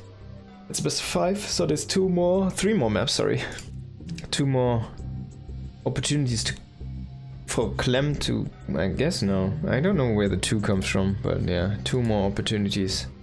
Max expects to come back, I guess. No, he needs to take 2 maps, I guess. And then he can still lose 3-2.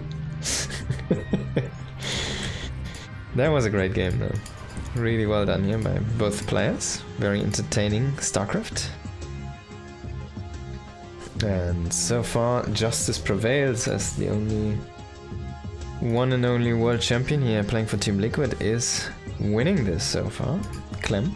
And in the bottom left, the Proto Scum, of course, coming from Ire, the dark place. It is Maxpex.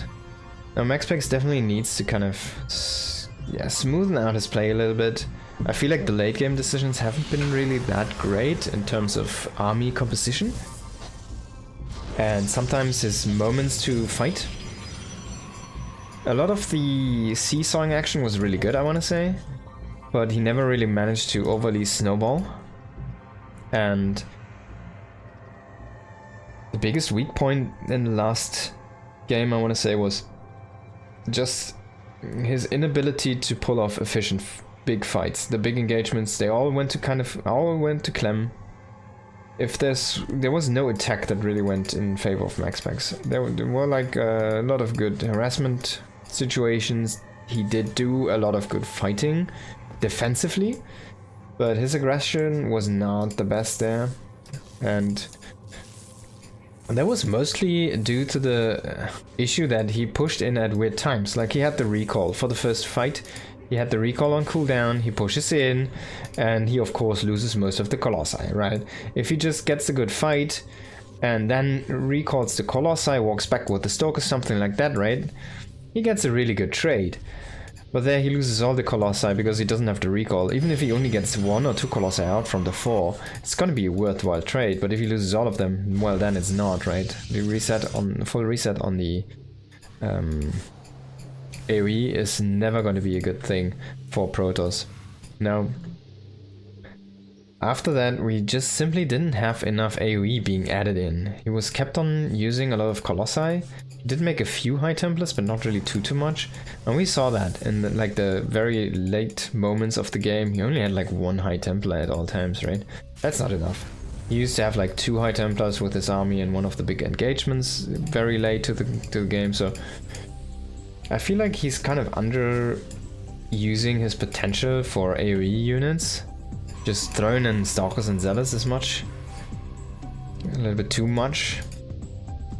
You know, if you know what I mean. I feel like those are like things that you can utilize for your advantage because you are mining more. You are forcing your opponent to do more things before he can actually fight your army, right? If you have Templar and Colossi, you're forcing them to snipe the Colossi with a superior range. And if they come in to try to fight the Colossi, they're gonna get stormed by the Templars, right? So you're forcing them to snipe them.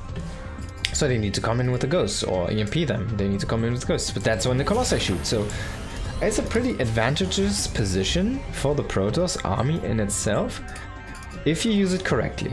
But if you lack the tools or just don't make enough of them, if 1 EMP is gonna be enough to deplete the HT and get rid of the Storm, well then the Colossi are gonna be free fodder for the Vikings, right? If there's only 1 Colossi, well then the Ghost can just ignore it and walk in. I mean, he was kind of overly on the Colossi and too little on the Ghosts. High Templars, I want to say. Yeah. Clem, looking good there. Definitely having the better army compositions. Yeah. I love this staggering. It's so annoying, man. It's like annoying thing number 1 you can kind of do to a turn as a Protoss player. Staggering Adept Shades, just like... I mean, he's not even threatening to go in, right? But you just want to deny the vision. He loses the Adepts now. Thank God the cycling exists. What do we have here for max specs? He feels like weirdly low, actually. This army looked like so powerful from Clem. So it's gonna be a drop though, it's gonna be split off. Look at the army supply, 23 to 6, right? That's why it looked so powerful. There's gonna be a split now, the drop with the Cyclone and Marines are just gonna go back.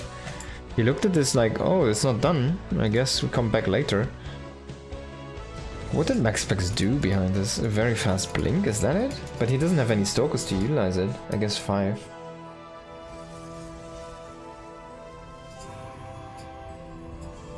There's the Zealot legs. How is Clem already up so much in economy? It's 40 to 44. It's not how this should look at this point of the game. It's basically an even economy. Maybe even a little bit favored for the Terran here. Starting to ramp up this with mules now. I guess he's kind of... Max Specs starting to outproduce because of the triple production now. There's a Phoenix getting killed off before it really can find anything in the main, so nice deny on the scout. Not that there's much to see, to be honest. It's gonna be kind of the same build as last game, just a one energy bay play here for Clem for now, with the 3 barracks and then the factory and starport, of course.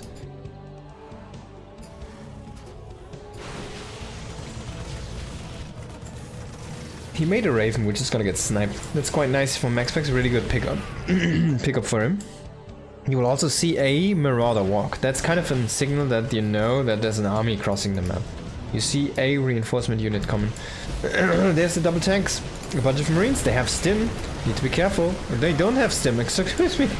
You need still to be careful, they still have good firepower. As you can see here, double tank man, if they can't get broken, he might just lose that base.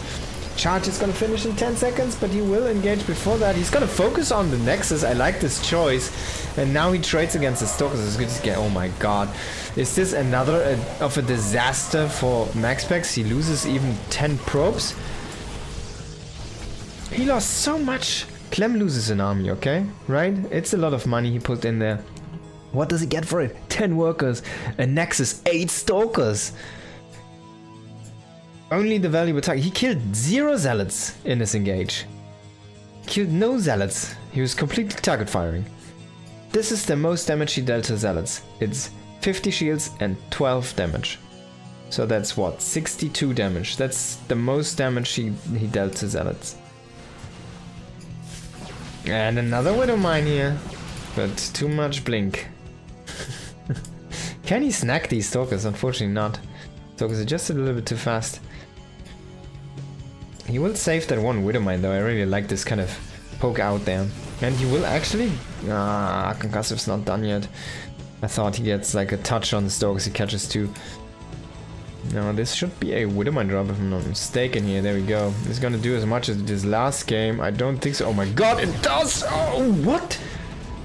Only 2? How did that only get 2? Well, that was really good for MaxPax, I want to say. Beautiful splits there in the last split second, really. And we do see a Zealot Warp in here trying to deal some damage across the map. Does kill 4 SCVs, forces the guys off the mining for a moment. The Widow Mines get picked up and go back home. Command Center number 3 is done. MaxPax's growth is too slow. He lost the space, he needed to remake this, finally there. But ideally you already want to have your 4th Nexus starting to mine. And maybe even being full saturated, and think about your 5th base in this moment where the turn thinks about the 3rd, you know, moving out. It's when you think about your 5th base as a pro. So growth-wise, this is a disaster game for MaxPax. Even though he had a couple of cute moves there, it makes some very good stuff happen. But he needs way more of that to get a footing back into this game. Yeah, he's gonna throw down his own 4th now. But it's so late. I mean, we could easily see a 4th being produced here very soon for Clem. But it's about to finish them at the same time, you know. It's gonna snipe that Nexus. Gonna get cancelled. Very easy poke here for Clem. Even a low investment. He doesn't really need to commit to the fight here. Could even get a good shot on the Zealots. Does not manage to do that. But he gets a couple of Stalkers, which were rotating to try to intercept Medivacs, but Clem doesn't fall for that. No, brother. He could even kill the last Stalker, but it does blink away.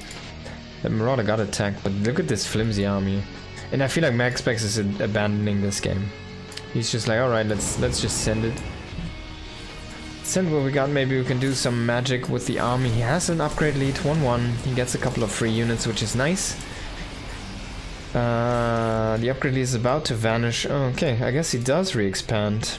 He makes a prism because he notices he lost his prism, I guess, yeah. So he can't even warp in the front lines. Let's see, the gateways count as 8 gates at this moment, so he has the potential for some big swings if he had the prism, but with the prism the tempo's kind of gone.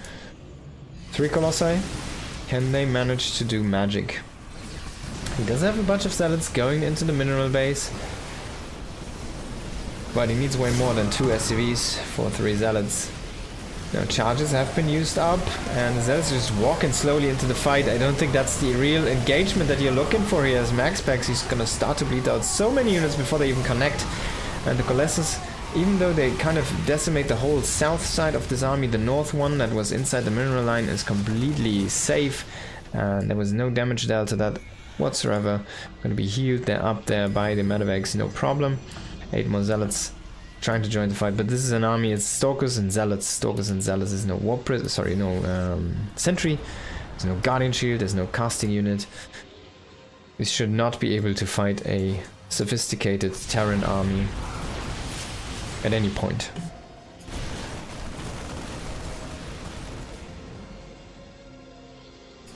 That's when 2 drops actually see each other. The one who has the ranged units does win, most of the times. Of course, depends on numbers as well. Max was trying to finally take a 5th base, but we see the 4th base is already floating out from Clem. Tempo advantage he managed to build for himself is still there. He's chasing the prism with the Vikings. He needs to have some units there. Yeah, he has some units to deal with the Zealots as well. It's gonna kill the prism. Things are starting to fall apart here for MaxPax. His ideas are the same. He's kind of just struggling to remake his stuff that he keeps on losing here. He's remaking Colossus. He can't even decide where he wants to split and how he wants to split his units there. Yeah, he's just remaking Colossus right now. He's back to 2, I want to say, but that's not nearly enough to do anything. He has a drop defense for the drop that's not coming, but he scouted earlier. Clem just abandoned the idea after it got found the prism, right? So if he just goes for a frontal attack, he's Clem, man. He just slows down on the command center. It's like, alright, let's see what I can find on Rome in the map here. There's a couple of groups, a little bit of a flank come in. It's only 5 stalkers, but he's committing so much to kill this. And I feel like this is gonna be a good catch for him. He gets 1. He finds the space, and it's finished. This is the moment to strike. There's only 2 Colossi, there's no Templars, there's no Disruptors, there's a bigger flank here for Zealots. But there's things that how you can kind of toy with Zealots. Clem's just gonna say like, oh man, right, we're good. Oh, this dude is... He even fixes this guy! I can't believe it, he was on a long route. Sometimes they take those, they just walk through this because they've decided it's the good way to go, but he even fixes this lone SCV being inefficient on the gas. Is there anything that this guy can do? A 3rd starport on the way? Are we gonna see battlecruisers? I wanna see some battlecruisers. 3 starports, man. Make 1 more. He's getting ship weapons. It's probably for Vikings and Liberators and stuff, but... Just like, he's so far ahead at this point. I mean, we are basically even on bases, right? But the ones for Maxpix have been mining a little bit longer. Can he get a good fight here with that flank, though? I don't think the answer is yes. He didn't manage to get behind the army there in the right moment, so now Clem just kites back to his planetary in the center. He does have a bunch of units here. The turret and something else must have killed the prism there, I want to say. Maybe a marine or something. Now we have 1 Colossi as the AoE in this army against 2-2 bio here. Of course, we have 2-2 for Maxpix as well, so the Zealots are gonna be quite sturdy. But the Stalkers, they feel like so flimsy when the upgrades get very high.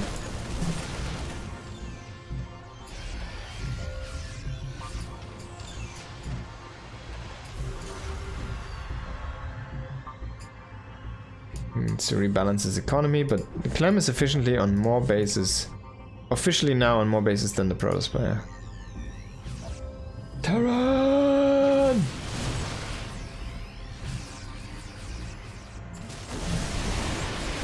There's the Colossi going down. And I want to say the last one is going to go down again, but actually the game is going to finish before that, so the Colossus even doesn't have a chance to die. GG's called. Clem does take the series 2 best of 5s in a sweep. Wow, 3 O's here. Clem on fire. What a guy. And next up, we're gonna do something a little bit, it's been a while, a little bit different again. And that's gonna be, what is it called? Evo. I know you guys have been waiting for this one. SC Evo. Let's have a look at the state of that game and how it's looking right now. I need to quickly go to the restroom here, and then I'm gonna be back in just a moment. And then we'll enjoy some SC Evo.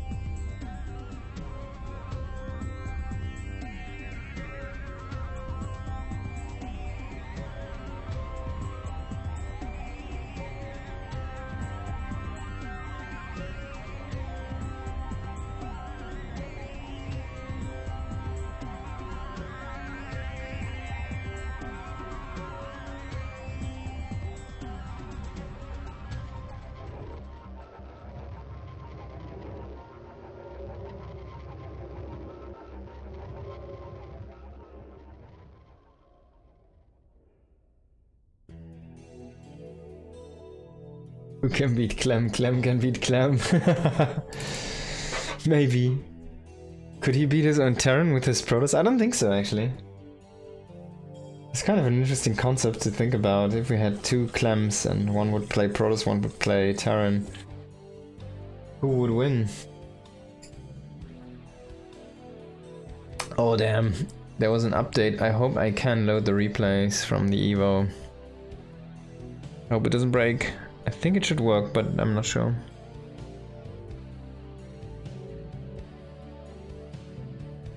If it doesn't work, I don't know.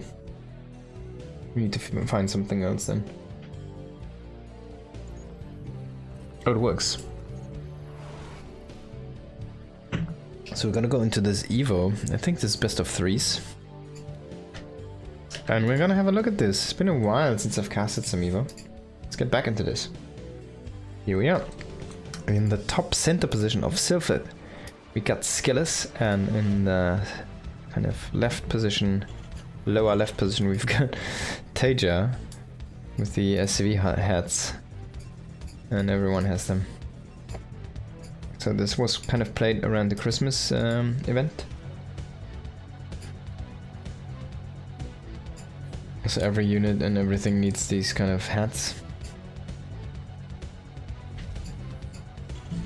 There you go. So Terran, SC2 and Protoss Brood War here. This is, by the way, Liquid Taja. It's the old guy. You guys know this dude. Probably, if you've been following StarCraft for a longer time.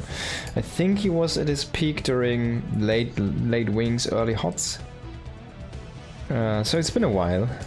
And then he went into the military, then he came back, but only for like a couple of years and kind of didn't do anything. Now he's back to playing SC Evo. It's kind of got hooked, it seems like, and he's playing a lot.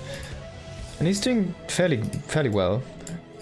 But yeah, let's see how he's gonna play against Skillis, of course, one of the very active European players currently in StarCraft 2, of course, playing for Team Liquid.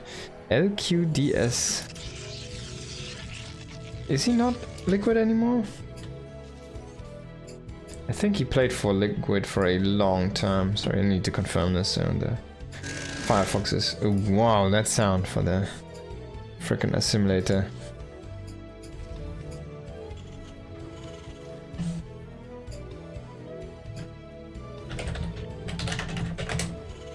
Let's have a quick look. He's currently still playing for Team Liquid, yeah. Pretty sure. Yes. They took the old Wobbin sounds, but they feel like a little bit overly loud. Ooh.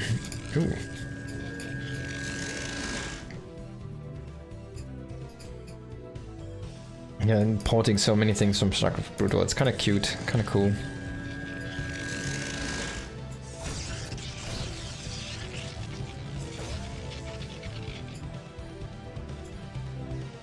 And there we got a Zealot. This guy can only get speed, by the way. It's got a little bit different stats, I want to say, from the SC2 Zealot. It's a little bit more beefy. There's the Dragoon kind of chasing that Reaper, and Zealot gonna start to harass the SCV here. We got a Marauder, so it's a fast concussive opening here. Maybe that's exactly what you need against Goon Zealot. I'm not sure. Oh, he will lose an SCV. Look at that freaking Zealot is invincible.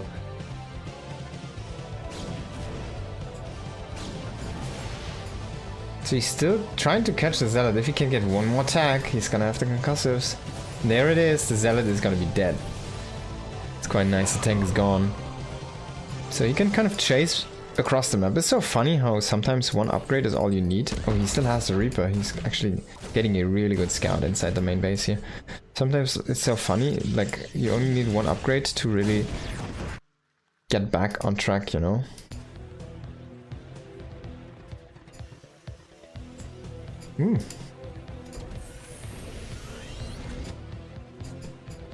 I'd get a fight in your favor and get like a unit composition to be in your favor. Now this is Dragoon range, by the way. It's one additional range for them. They are currently at 6 range, and Marauders, by the way, are at 6 range as well, so they will outrange the Marauders. By the way, the Marines have 5 range. The Terran 1 Marines, they do have 6 range with the upgrade.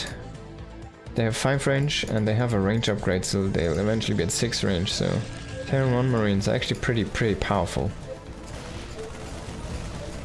Now finally we see another tech lab here for the barracks, so we're gonna probably go into some stim. He produced 3 Marauders. He's gonna eventually kill this 10 armor things, but there's already the Dragoons. They're trying to pressure the bunker, but with the repair and the concussive shells, you can't really do much. And there's a Cyclone. Oh, how's this gonna work out? I think like he will just catch some Dragoons here for himself. Very nice.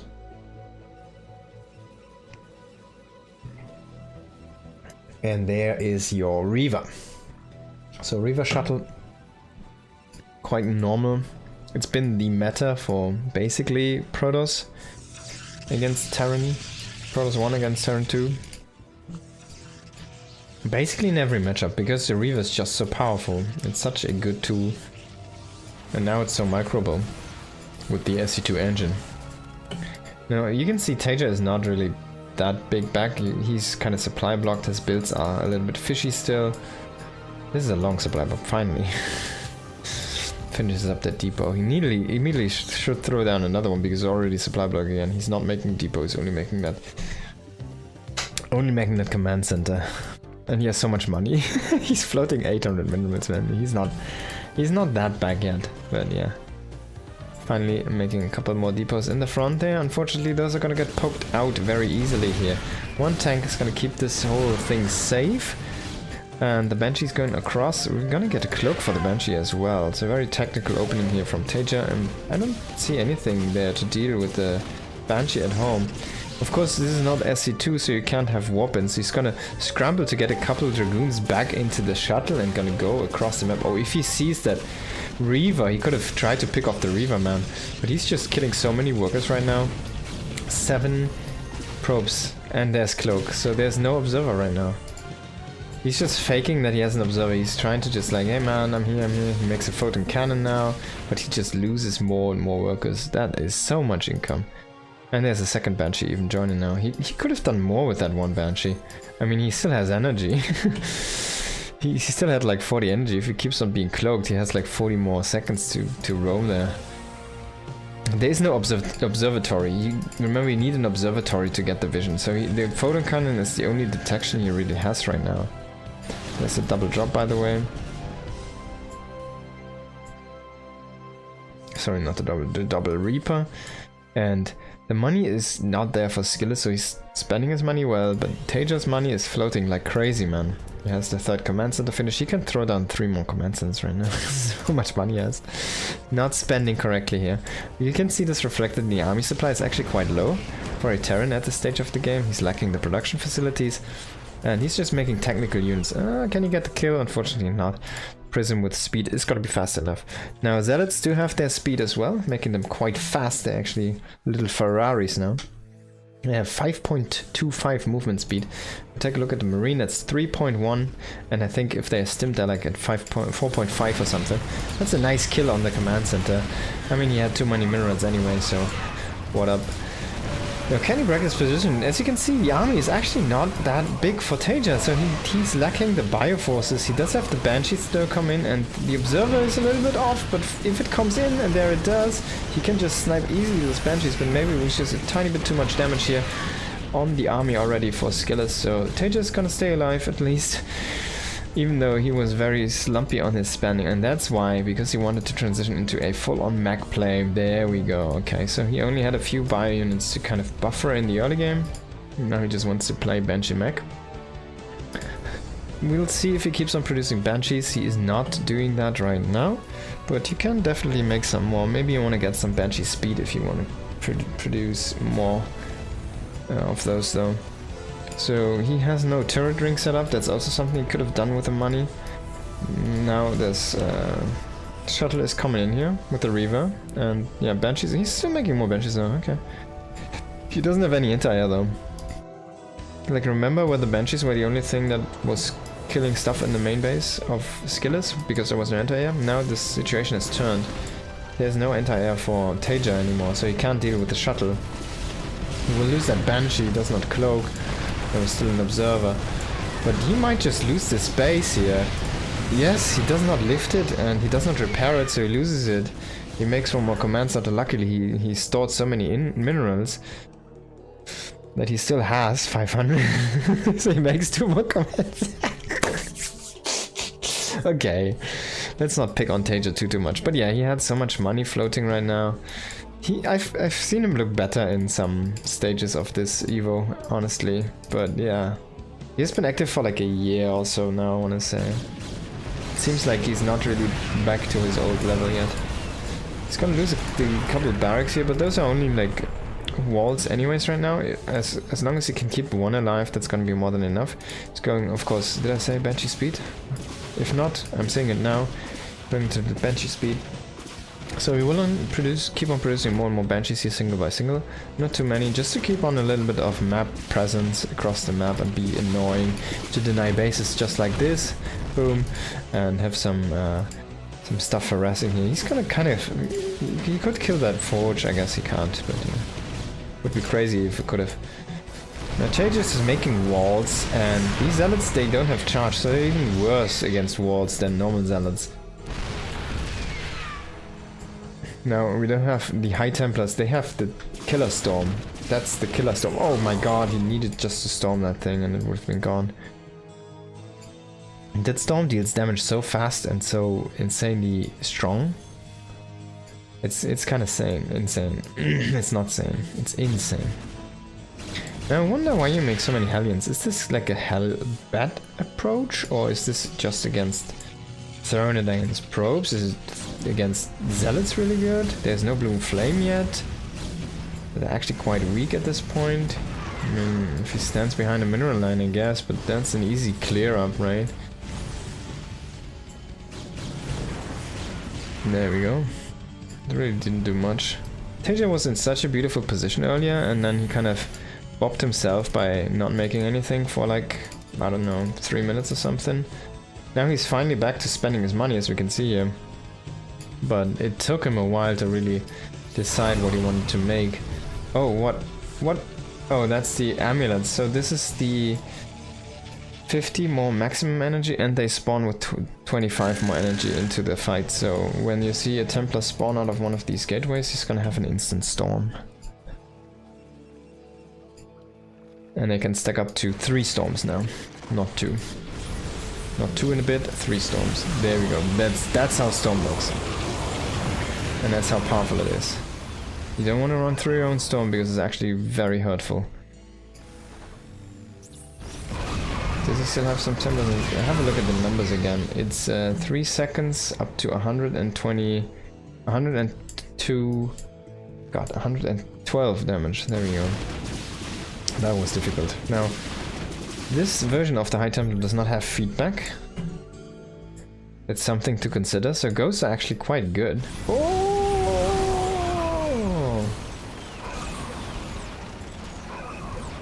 That's gonna be a big storm! Oh, perfect pull out there for Tage in the last moment. It's an issue though, like, Storm is not that good against this version of the mech because it's actually quite mobile. These units are so fast. Or if you can just kill the rock towers right now, collapse those. This arm is just looking a little bit too powerful here for Tager, man. That might just be the pushing point. This looks so much like a StarCraft Woodfall game. It's kind of cool. He's just like building into his push and just making tanks and stuff to work with the tanks. It's literally like Brute War. And then he just pushes into the third base of the pros and tries to kill him. This is so cool. Is this a map thing, or is this just how this interaction works? I'm not sure. Maybe it's an Evo thing, but maybe we need more maps like the old Brute War maps to have games that look like Brute War. I'm not sure. He decides to kill a few of his own Hellions just because why not? And he's in range of the Nexus, but he needs to be careful. You kind of want to kill these... Where did they collapse though? I think they collapsed in this direction, but... That could have been... Oh, no, they collapsed on this, right? Where does this one fall though? I'm not sure. I don't know. It feels like though these rocks might have been helpful there in this situation. The push is not broken. Until it's broken, it's not. And that's the issue. This tank line is so deep, man. So it is a little bit disjointed from the main push at this point. But he could bring those up. He could have 4 more tanks in this fight. SC22 did just finish up here.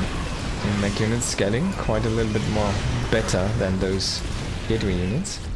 And he will kill this Nexus. He does not... Oh, he did see this Nexus. Where is he not sending anything? Like one Hellbat, that's all you need. Tanks are strong. Carriers, yeah, definitely. Carriers are pretty good. Arbiters are also pretty good against SC2 Terran. Even though they have their scans, the stasis is insanely powerful. There's no... You need like ghosts walking, you know, for EMPs to counteract that.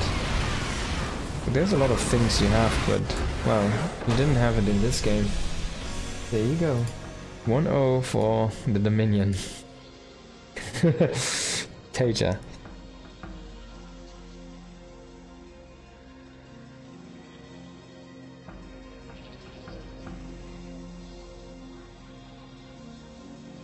I really liked how that kind of game looked, how the push looked from Taja in the end, that mech push, just from his own third into the third of the Protoss. It looked so nice, it looked like a brutal game, I really loved it. Like there was nothing like a death ball or something going on in any of those engagements, so yeah. I have to say I really much enjoyed that. Skillers is picking SC2? Yeah, he can pick, right? So I think the same. I don't think he's gonna pick Brood War Protoss again. Let's see. And yeah, but honestly, Brood War Terran is so powerful. D-Web, yeah, of course, D-Web. Now with smart casting, D-Web is way easier to use and it's actually very good as well, yeah? The D-Web also disables, you kind of need to go carriers with that, because you need air units to work with that very well. Because air units are simply not affected, right, so... But... I guess against SC2 Terran you can go air. Against SC Brood War Terran with the Valkyrie you can't really use any air units. It's insane. Okay, so let's get into this best of 3. We have a 1-0 for Taja, yeah? Is that correct? And here we go, into the game. There we are. In the top left, Skillers. And in the top right, it is Taja. Playing as the Brood War Terran this time. Now Skillers the SC2 Protoss. The choose that one. Can he bring it back?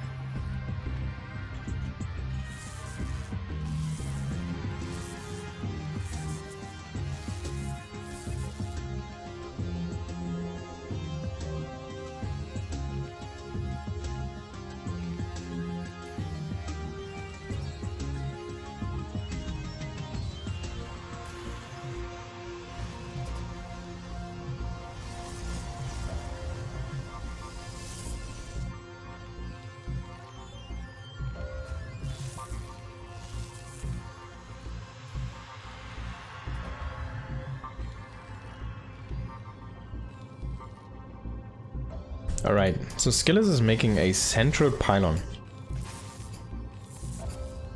And while he's harassing this SCV, oh, is the probe gonna fall? This SCV has 60 HP. You need to be careful if you really want to commit to that.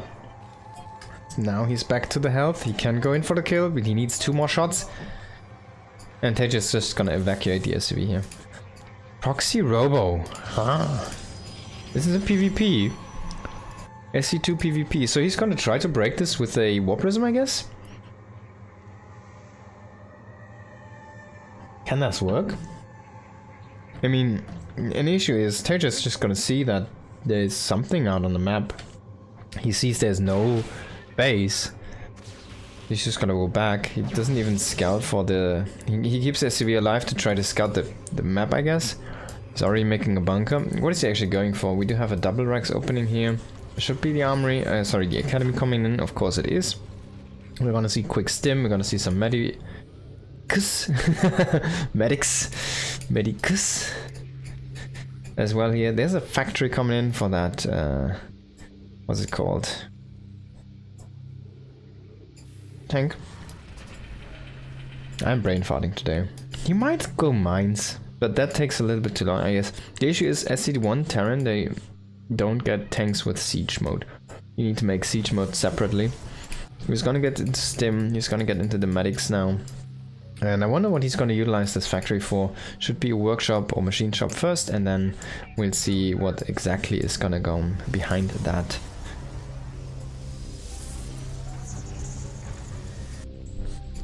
Oh, the prism was seen. He's making one more bunker up his... Oh, he actually tried to make the bunker, now he doesn't. He's gonna bring all the SCVs to find off this warp prism. Of course, this is the attack. Stim is not done yet. Stim has been prolonged quite a bit, and some good micro here is working wonders. The medics didn't have enough energy to keep on the healing the SCVs, so 7 SCVs do get killed. And there's gonna be a tank, but no siege mode. There's not the money for siege mode right now. More medics and marines on the way here. Can Skillers make this work? He still has no base behind this. We have siege mode now being started as well. There's the tank. This tank without siege mode is actually quite weak. As you can see, against light armor 30 damage. It's okay against the stalkers, but against light they're actually very weak. Only 18 damage, and those adepts of course are light units. We do see immortals now being produced, so those can be used to break that's funny. So he will abandon the low ground and just take the command center to the high ground, saying like, alright, let's stay on one base. No, the tank! No, the tank! Not the tank! Not the tank! Don't lose the tank! Yeah, he keeps the tank alive, so that's pretty good. Oh, he does cancel the bunker. He's like, alright man, please remake it, block the shades. He has stim, so he's gonna say like, alright, let's go down, let's stim this force to oblivion. But there's the force fields coming in. And this army is just a little bit too flimsy. I mean, these marines with stim are down to 35 HP, so that's not many hits. Even sentries can kill them. There's the double tanks. Those tanks now in siege mode are insane. They're like super weapons right now. But they cannot reach this warp prism. And he doesn't see the prism. He's barely out of vision there. Skid is just taking his own nexus behind. He's starting a contain. And yeah, there's the range, by the way. That kind of looks cool. Marine Scout's rifle range by 1. So we will see some more barracks. There we are. And it's gonna be a marine tank. Very cute composition here. Can he snipe that observer? Ah, he doesn't have any vision, of course. Oh, he has a comstat. You kind of need that because there could be DTs. Of course, you know it's a robo, but it can always, you know, be DTs as well. You know, how pros work, right? So he scans the army. He does not scan the observer in his main base, and he just pushes across the map. Is this guy crazy? I mean, Skiller sees this. He can't just move in now and then he can recall. Remember Protoss SC2? They have recall. But he doesn't see this army move across the map, so he might just need to recall anyways into the natural. He will not be able to recall the prism with this though. Oh my god. There was just a chrono boost used. 2 chrono boosts! There's no recall, no energy. He will lose the whole mineral line. Oh! Probes! And he doesn't have anything across the map. It's just the 3 adepts. He's starting to lose those as well. GG's called. Skillers. The greedy Kronos, and not enough vision. But yeah, the Dominion wins again, Teja wins.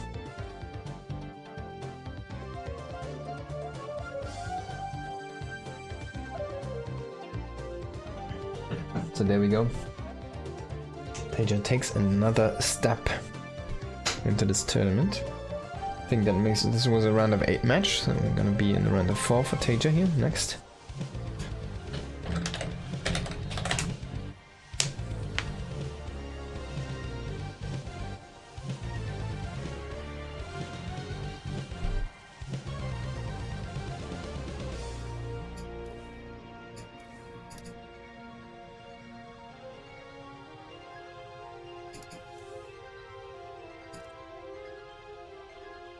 I guess we want to go into a TVP then. Sorry, TVZ. It's gonna be top against Solar. You guys know these guys from StarCraft 2 if you've been watching a while. Solar, I mean, he's a very active dude. He's still there. He's still pretty high up there. And top used to be a GSL Terran. And that's way back. I think his best appearance was around a 4. Let me quickly check that. Fact check with Mapu.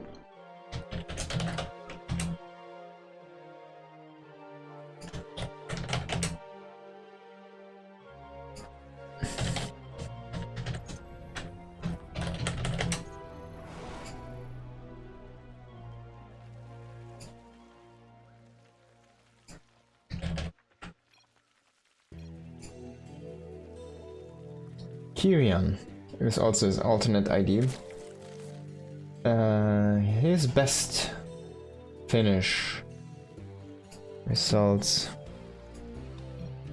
In one moment. God, we're gonna go into this game very soon here. There we go. I'll still check this out here for him. His best finish was GSL round of 4.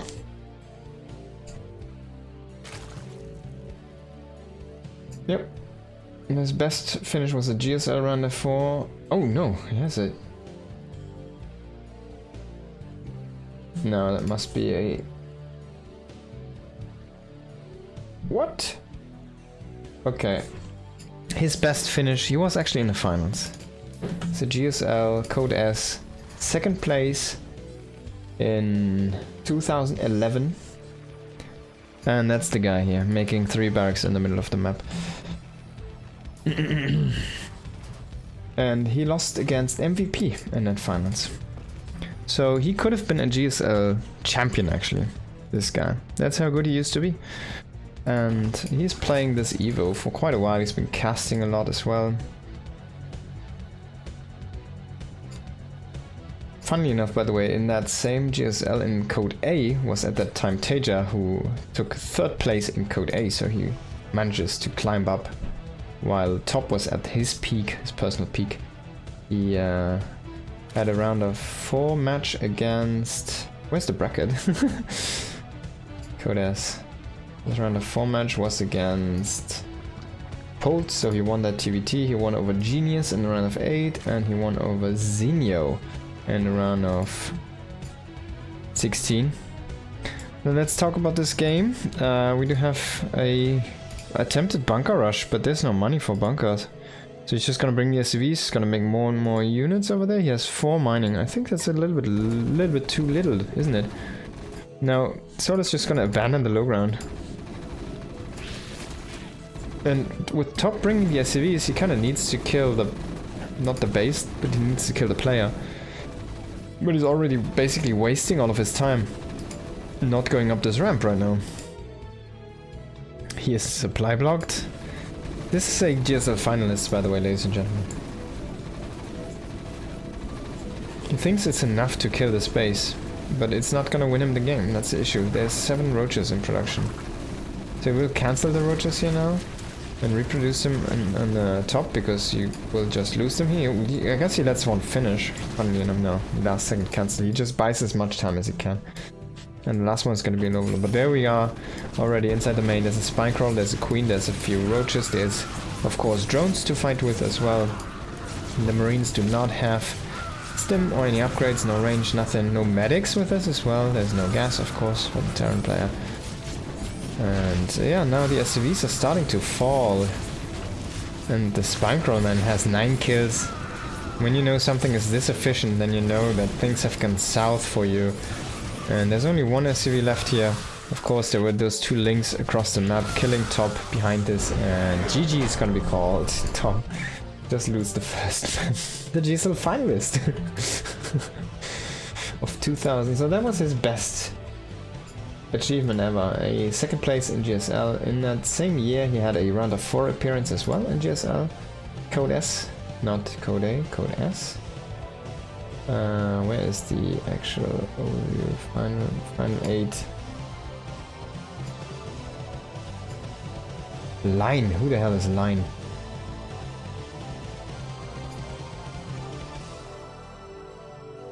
Who is Line?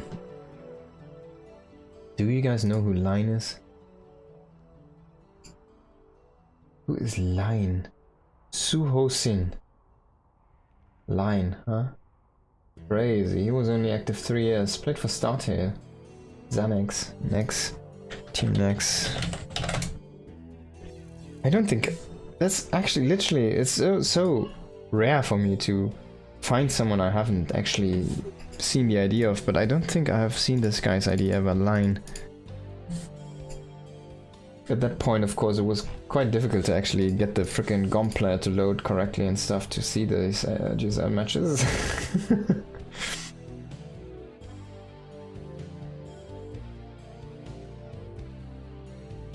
Line, huh? Crazy.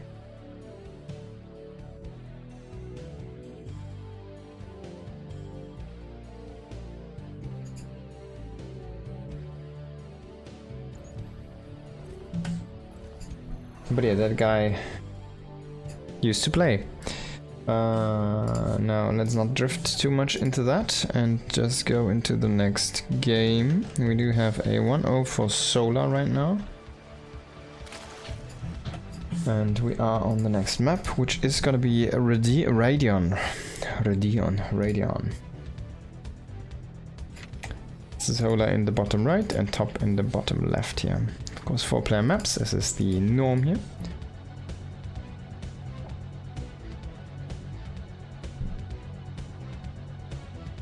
Line, yeah, it's actually his name. This is Zerg player. Have you ever heard of the Zerg player Line who made it into a round of... what was it? I think he was the only one. In a round of 8 in GSL, yes?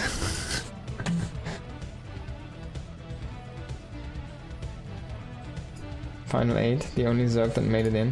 And he almost took out top there, by the way. He took 2 maps in the best of 5. And then top lost to Pold in a round of 4. And Pold won that, actually. That's the one that Pold won against MMA, by the way. And MMA won over Marine King. So he made him... Oh, look at that. Damn! Oh, we need to dodge. Oh, oh, he's kind of tracking me, man. Whew, that guy.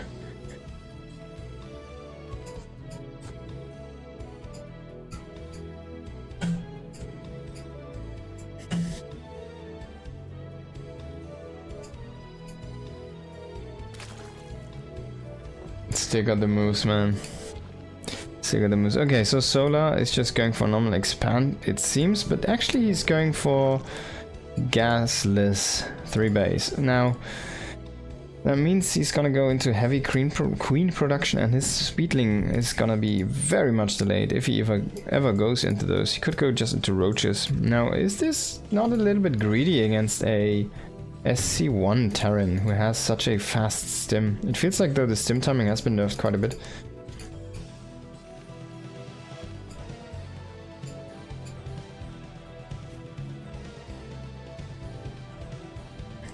And you will find the 3rd base here, by the way. Can we see these shops? Not really, huh?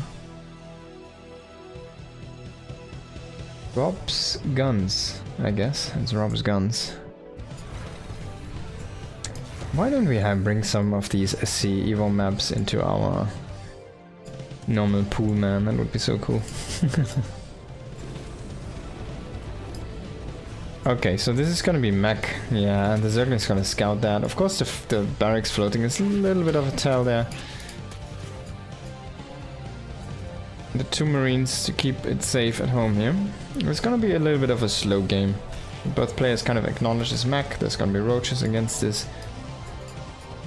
And there's the speed for vultures, thrusters, iron thrusters, so they're gonna shoot out some irons. What is this? I can't read this. So many map features, man. I've never seen those. There's like guns down here. It's some ghost weapons and that's some marine weapons. They're quite large though. Look at the marine. The weapon is bigger than the marine. That stuff is scaled up. And there's some shops down here. I don't know what they sell. Probably Mario Kart. There's like a gun. There's also guns here. There's like a gun depots here for the Zerg as well. I've got like everything on this map, man. It's a Terran paradise. No. Of course, Solar has to make something happen here with his creep. I mean, Zerg can get boxed in on these maps in like a quadrant, right? And that's not where you want to be. Especially against the meching. I see one Terran. The units are insanely supply efficient. Tanks only do cost 2 supply. Like a tank does cost less supply than a Ravager. That's when you know if you approach max supplies, the armies are just going to be so favorably strong for Terran. It's going to be insanely tough for the Zerg to trade against them at all.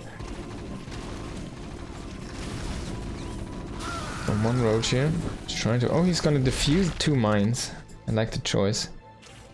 You of course do not get the mines back, no refunds or anything. Oh, Top is just making a hidden commands and he's playing the map. It's like, ah man, I'm just gonna make a command. I'm gonna take my 3rd now, and I'm also taking a 4th over in the top. Jokes aside. Top left, of course. It's gonna run in with the vultures. There's no mines left here, but he can of course almost kill those. If he perfectly joins up the shots, I think he can one-shot, but yeah. He still gets 3, that's fine. He lost 3 vultures and he got 3 drones. That's totally worth it, I feel like. But his build is very, very unit light, so he actually doesn't really have anything. He just made a bunch of mines, like a minefield to try and keep him safe. I mean, look at the unit count. He has 4 vultures, 1 tank, and 1 marine. There's not many units for Solar as well. Feels like the growth is quite slow here for a Zerg player. But he's already going into an infestation pit. He can go into his tier 3. He's taken up 2+1 missiles. He's getting his roach speed as well. He just made an overseer. The second one even he has... Oh, he has a marine to check out what's happening over here as well. A fake marine. Can join up with his buddy. The other fake marine. This guy.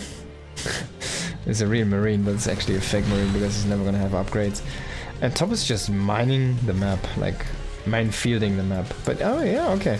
I guess that's how you have to utilize it. It's like a Dragoon squad with an observer clearing out mines. The roaches with an observer. That's so funny. That's really cute actually. It looks so cute. He's just walking across the map clearing out the mines, and that's all you kinda need to do.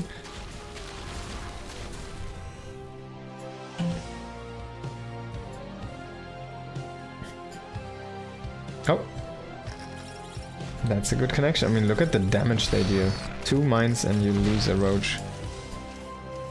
And 2 mines you can lose this whole bag of roaches as well. Finally speed is done, so he will be a little bit faster, but the tanks are already there. Tanks are going to be very powerful. And remember, we still have the space here in the top mining. He needs to queue more SCVs there, by the way. 4 is not going to be enough.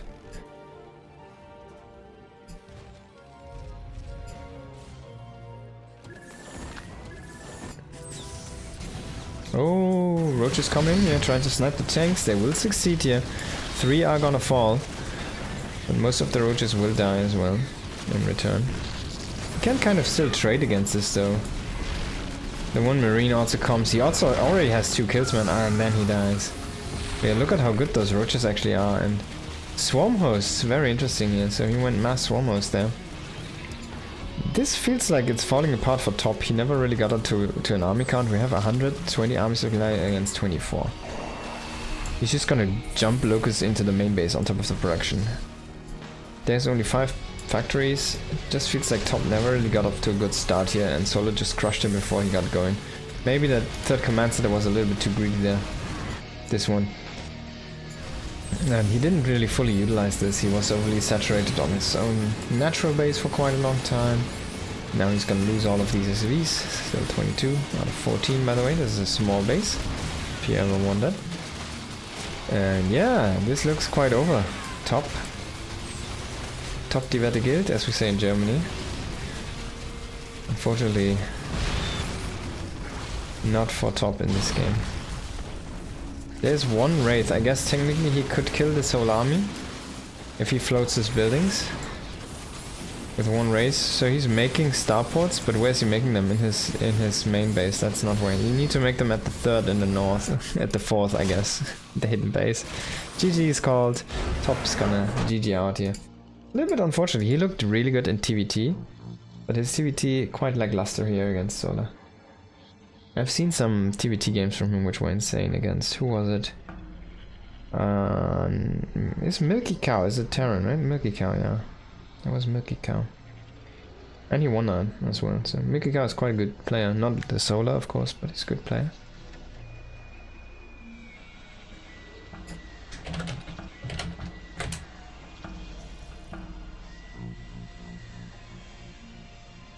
By the way, guys, I did break my toe, so it's fractured now. I can't walk as much as I like to.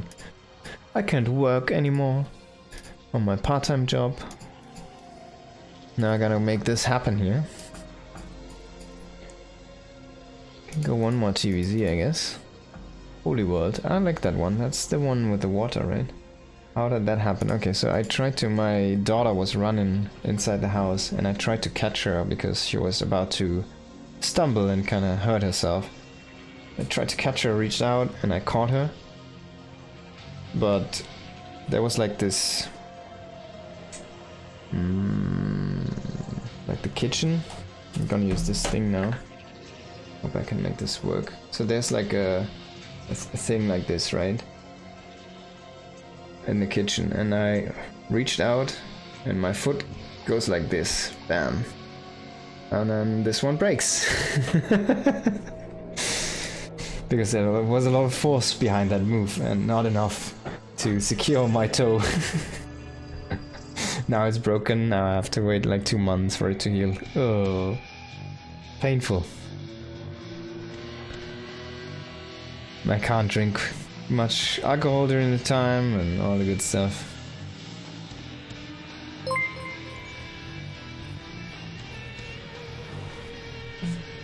Yo, thank you so much for the follow. Very much appreciated. Why do I get this? Work a mineral path. Blockers, okay. So let's hop into Holy World and... Oh, it's not the water map, okay.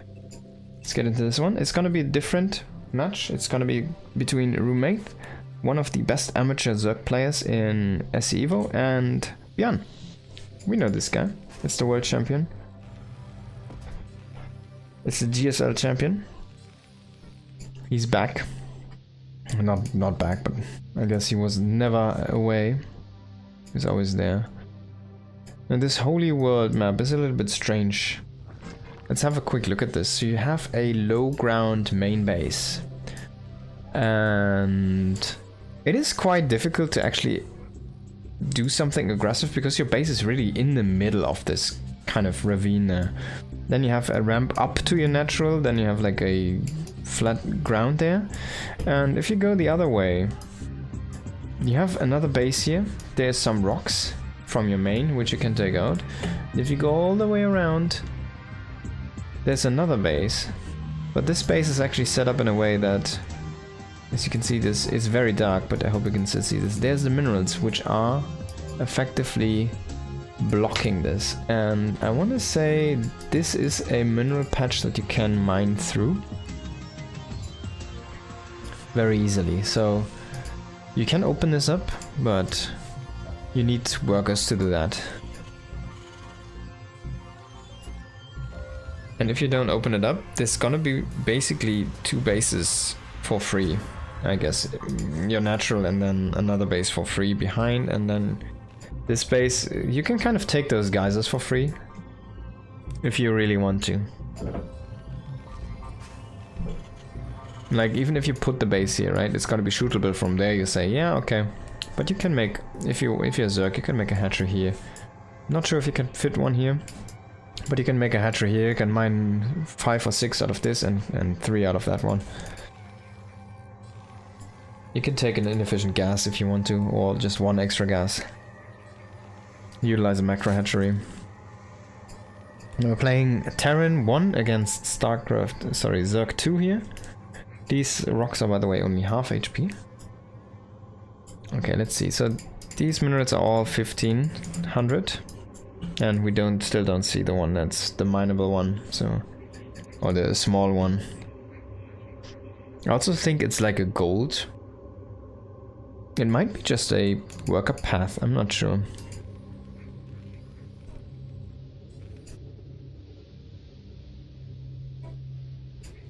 Now, the Zerg player.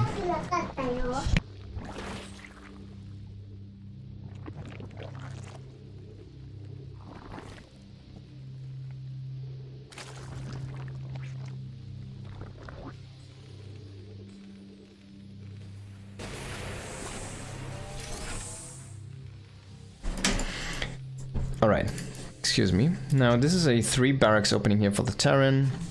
And going into stim, let's check out the stim time. It's 79 seconds. That used to be like 40 seconds or something. The academy is faster, but the stim is a little bit later. So you can get faster medics or something, but the stim is not as powerful as it used to be, the stim push. Now, there is the Terran force still pushing out. Bjorn's stim is not going to be in time for this push here, I want to say. I mean, he still is what? How many seconds late? Still like 20 seconds, right? That's a bunch of time. Still left, even though he has a big force. He has his marines, sorry, his SCVs even coming with this. I'm not sure if this is gonna work. Maybe Rumaith is underestimating this. He does not have any banelings. What was he doing behind this? He's just kind of droning, but not really that well. He's now throwing down a roach one. He has 2 spine crawlers. He makes 2 more. He has 4 queens. I think Bjorn might just have too much here. Let's wait and see. There's 1 firebird even in the mix. He needs to fight on those drones though. I guess it doesn't really matter, does it? Just gonna chew through all of this. Of course, if you overstim too much, your marines are actually hurting quite a lot because the health is so low. But he already kills 30 drones. He's in a big SCV lead at this point.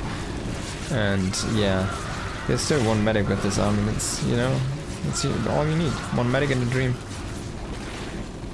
Finally, the road turret does finish up.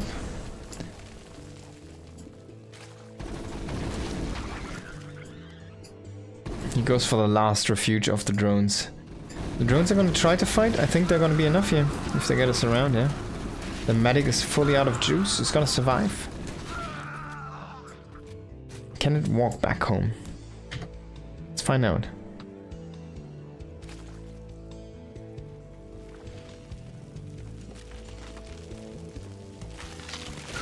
No. Okay, there's the answer. Got pretty far though, I want to say. Bjorn is going into +1, he's still producing SCVs. One thing though Rumaith is going for him is he has the 3 hatcheries. He does not have any queens though. Oh, he kept 1 alive, that's nice for him. But he gonna needs to remake drones, so he's not really gonna be able to invest too much into the army here. And he's making like unupgraded units. No upgrades, no speedlings, no speed roaches, still on hatchery tag. Bjorn can just finish this off by making cloaked wraiths if he wants to. He could try to push in again, but this time I think the defenses might just hold. He's gonna have a transfuse there even. He baits out the lynx so he will kill some of them, but yeah, look at that. Gonna lose 1 roach, but he's gonna stay alive. The defenses are gonna hold. He makes a couple more roaches because he lost all of the lynx. Of course, +1. Still halfway done here, or halfway from completion. I love the sound from the academy with that freaking animal, the primal sound there. Oh. It's 7. It's 7 to mine this out. Is he gonna mine this open? Is this how this ends? Yes. This is how this ends. He will not shoot the overlord. He will fight these rocks for now. And there's the SCV. So roommate sees this. He sees the SCVs walk down there. You should know that this is a possibility.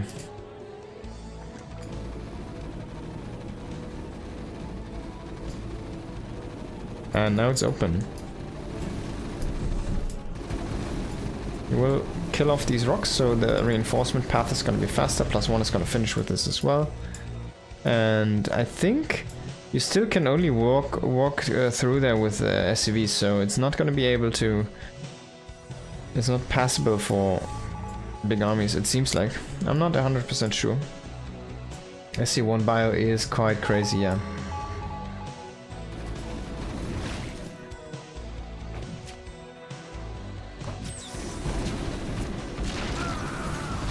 They just have faster guns.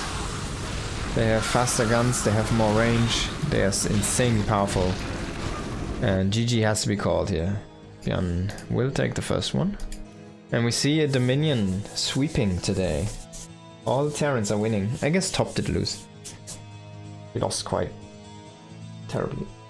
Did we see all the top games? Yeah, I think it was 2-0, right? Barracks, and then the other one was the Mac game, yeah, of course.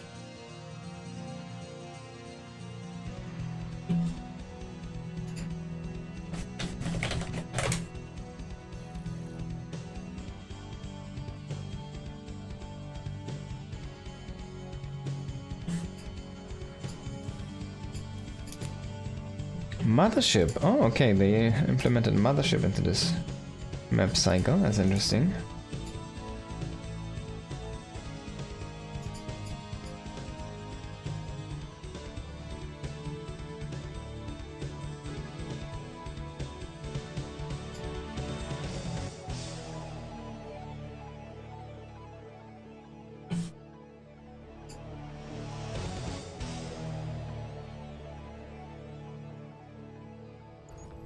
Alright, about to hop into the game here.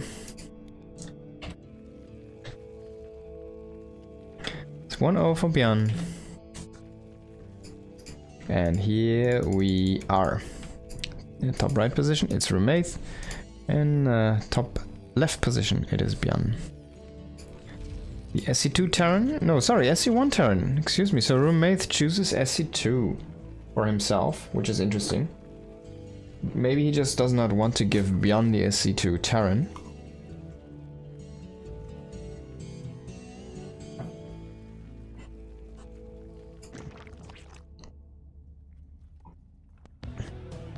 Or maybe he feels like SC1 Zerg is currently very weak against SC2 Terran.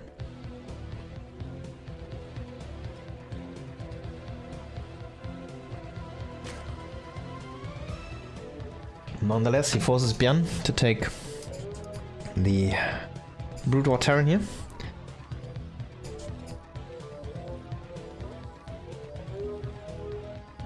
Of course, these mineral patches have been adjusted. In Evo, all patches are 1500, and the guys are 2.5. And they have this different visual style. I really enjoy this one, by the way. Kind of nice.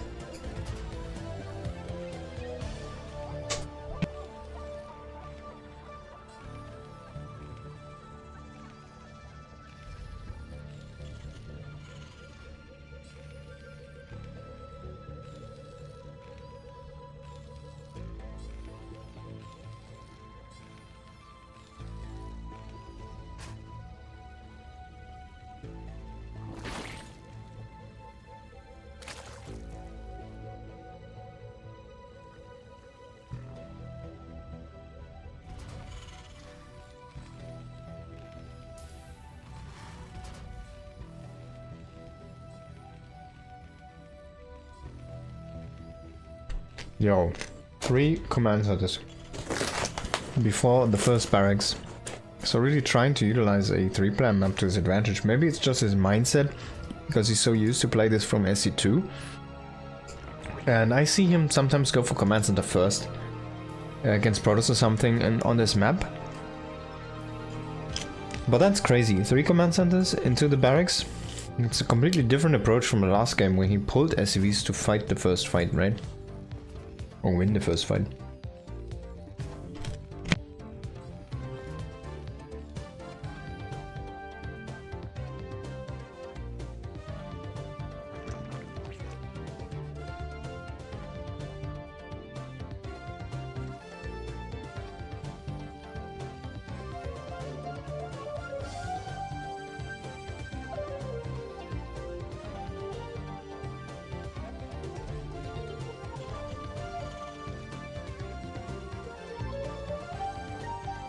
Okay, so the academy is gonna finish in a little bit, but we're very unit light.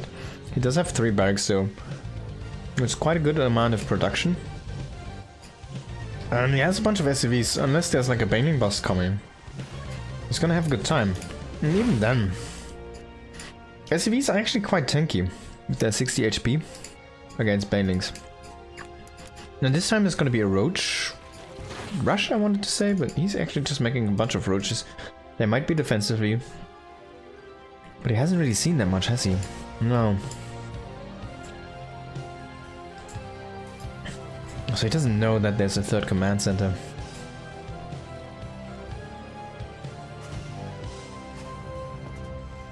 So Beyond tries to play this like SC2, right? 3 command center, double engineering bay. Makes a couple more barracks, just 5 barracks. Because there's no medivacs, he only needs medics, he only needs the academy to have his crucial tech. Now he has healing power and marines, that's all Bjorn needs. Marines, marine upgrades and healing power. I'm not sure, oh he scanned for an overlord, but there's the overlord actually. And this one is quite far away. So this overlord does see the base float in. And Remaid knows now what's up. This is the moment where he should think about pressuring this with his roaches. It still does not have a lair. He's always going so late on those lairs. I mean, it's already about to hit 5 minutes, man, bro. Where's your lair?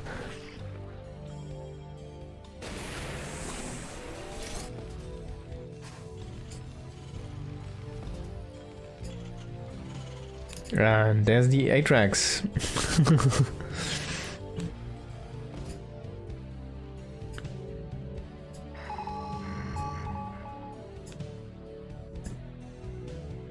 Bjorn is looking for the overlords, but he misses all of them. He hasn't killed anything yet. I mean, the one encircling, so. What a slow start to this game. Now again, Stim is ready. 1-1 is gonna be very soon ready as well. There's the range coming behind that. Finally he killed something. It's only energy-based stuff, but it just stings. We do have a good amount of roaches, but 11 I don't think are gonna be enough here against this many marines, if he brings all of them to the front. That's a funny wall. And finally he's going into a starport. What is he gonna build though out of a starport? He's just making marines and medics. Oh, he will actually go into tanks here with the factory. That's interesting. Oh, he could go for vessels, of course. Vessels are insanely strong casters. We irradiate, even though it looks like stupid, it's so powerful because it deals so much damage. It's just a good spell. Baneling Nest on the way, Infestation Pit on the way. Is it a little bit too late though, Remaith? Does he have enough beef to deal with this army? 3 fungals is all you need against this, by the way.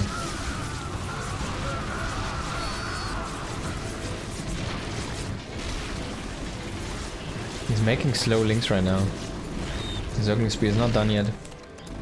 He's bleeding out the roaches, He doesn't have Roach or Ravager speed. I guess Ravagers don't get speed. Roach speed yet. He's losing all of his units just before he hits this power spike. What an unfortunate moment again. No pressure there from Remaith. Might have been the issue. He could have pressured the 3rd while he had an army advantage.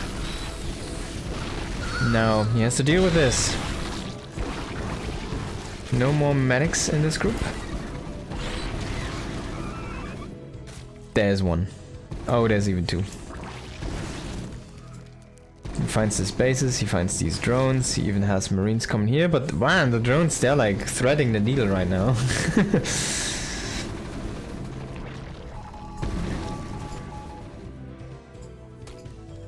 There's the Banes. Can he get some connections? No, he can't. Slow Banes. Bjorn is not gonna let those slip. Kill everything, shoot everything down. GG is gonna be called. And Bjorn does take the second map.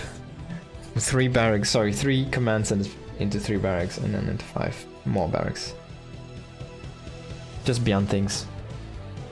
He just makes marines and medics and command centers.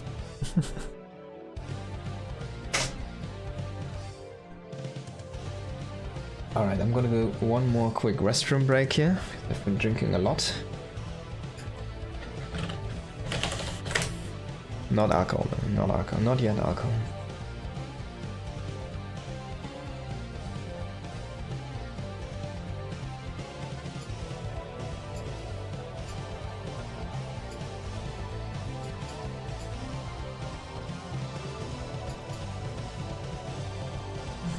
Alright, gonna be right back here. Just a moment. Quick restroom.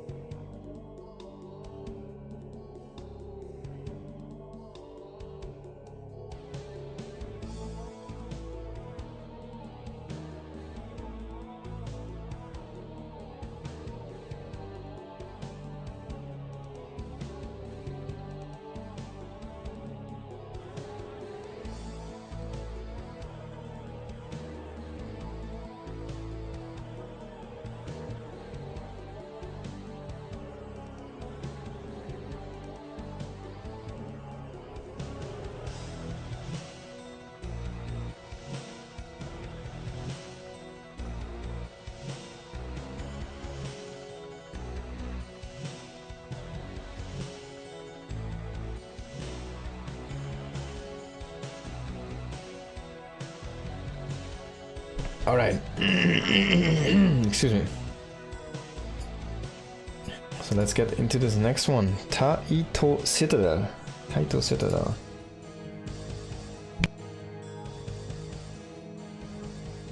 Excuse me. I need to see the map to remember it though.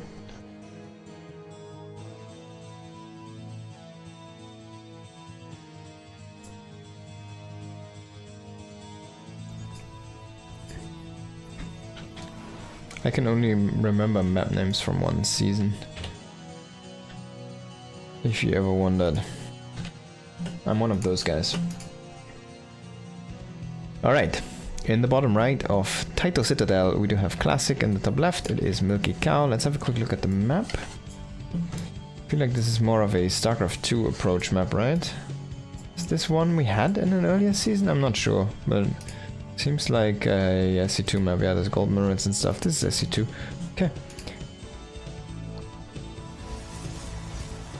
Maybe it's currently in the map pool. I'm not sure. I can't remember even. Now this is a different Terran. This is a different Protoss. Classic, of course. A beast. And Milky Cow. Wow. He's a cow. What else is there to say?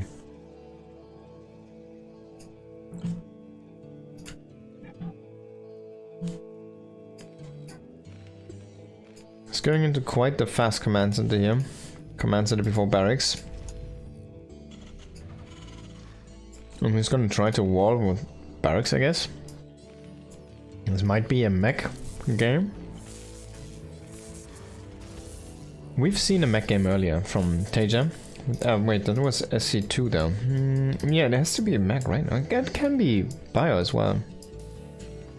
Because Bio is really powerful in this iteration of StarCraft itself. But he's already going to second gas, so I'm kind of thinking mech here.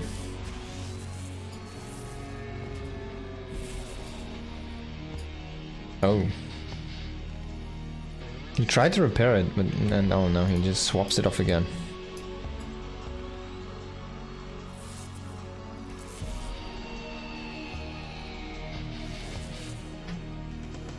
He's delaying this by quite a bit, by the way. This was the last touch.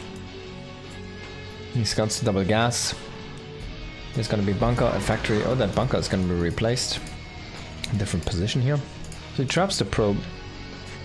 Behind this, Classic is just making a nexus. He's chrono boosting a stalker to get some pressure on the map. He wants to pressure the wall. He's getting a Stargate, so might want to go into an Oracle here.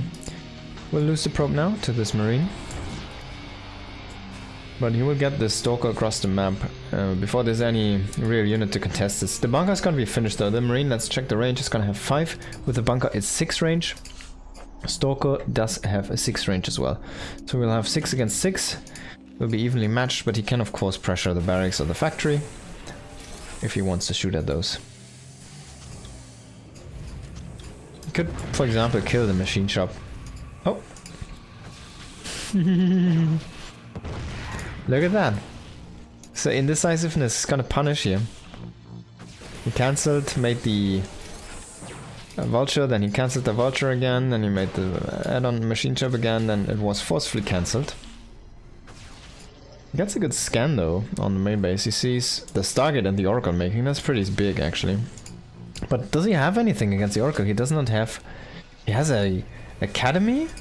He has some factories at home. He has an engineering bay now starting. The armory is about to finish up. I guess he can make Goliaths. But this Oracle is uncontested right now. There's nothing. There's one Marine that shoots up. Now the Vulture is coming across the map. This is gonna get picked off by the Oracle first. And it can still go across and make some havoc. He's kind of really pressuring that factory hard. Going for the high value target here. SCVs have to come off the line. Will cancel something. Might have been a bunker. He's gonna start up a turret now. No Goliaths out yet. There's only one Marine. He's gonna kill the Marine. He's gonna kill the SCV that's making the turret. And there's the Goliath. So it just pops in time. But he will still deal some damage to Milky. So he's basically a tiny bit late there. That's what it was. The Goliath's a tiny bit late.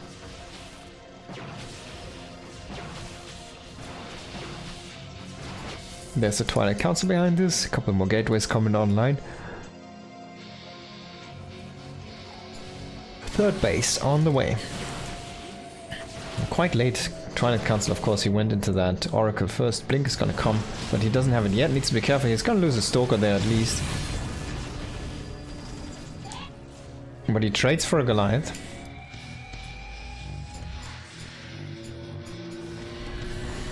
Now double Oracle coming in here, trying to snipe the Goliath, but that didn't work out here. Quick repair is gonna make that one invulnerable to the Oracles, and at least he doesn't lose one. Man, Goliaths are really weak against Oracles, it looks like.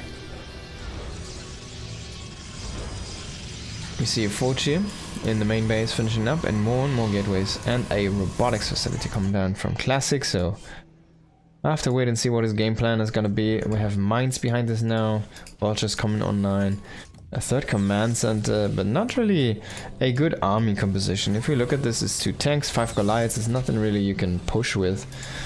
It doesn't have any vultures from map control. It doesn't really have anything going for him except for a pretty solid anti-air defense.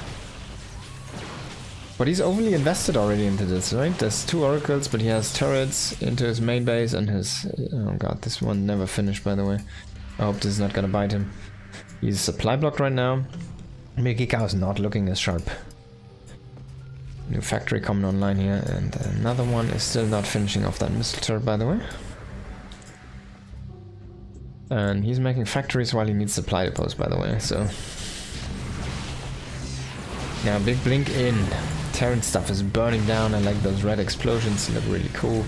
It's gonna kill most of the Terran army. It feels like one big stasis trap is gonna trap a bunch of SCVs and a vulture there as well. Now we will to start to lose more and more. Oh my god! Of these units, and then he gets like one bad explosion there. Where he loses most of these stalkers on the last moment. No blink out anymore. But Classic will just take gold base behind this. He's just making more and more stalkers. Let's go across. He's gonna get another war prism. Stuff is trying to come out here from the Terran. He wants to assert his 3rd base, but it's gonna be difficult to secure that one.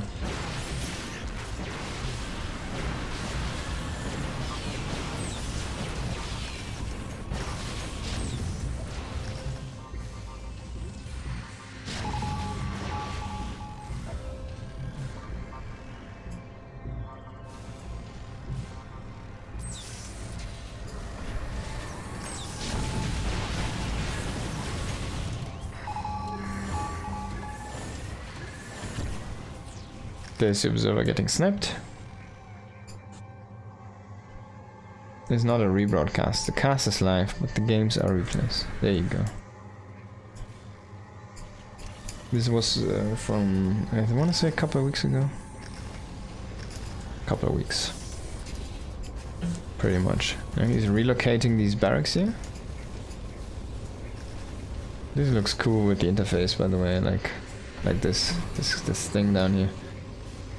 Kind of looks like it's, you know, designed to be like that. It is not. Stoker's coming in here. Tanks should be enough to push this back, but he's very good with this Stalker stuff. Just going in, poking in when the tanks are not sieged or not ready, just outside of range. And he will find damage. Now, turrets are cheap, but the second one, or this in the main, was never finished up, so there's a lot of space for the Warp Prism to maneuver. The Oracle is tagging these units. Now, I said he was doing so nice with the Stalkers, going in and sniping something, going out. He blinks into the absolute disaster. He eats a bunch of damage there. He's gonna get a depot to burn. He's gonna kill a few units here. And more units warping in. A bunch of Zealots here in the front line to kill these tanks off finally. And he will also come and follow this up with his Stalkers. Oh, those mines, man, and the tanks. That's some crazy damage on those Zealots. The Zealots will completely evaporate there in the main base. A bunch of them are still in the mineral line though, killing this off. War Prism does get killed by the Goliaths. SCVs sturdy and strong against the Stalkers there, and Classic's attack does fall flat. But it does what it is designed to do. It keeps the Terran back, it keeps himself map control. He has 2 more bases behind this, and he has so much freedom. He just has 2 robos even on the way, 2 forges are spinning, and we're in such a big upgrade lead here currently for a Protoss player. Now everything he needs to do is either add some very important tech, like he's doing right now with the fleet beacon, so he will eventually go into Carrier or Tempest. And the other option would be just add more gateways. Be the gateway man, everybody loves to see. We're sitting at 12 right now. He could easily go up to 16 if he gets his bases up and running. He has the 86 probes right now, so there's more than enough income he can generate to keep on these warp gates running.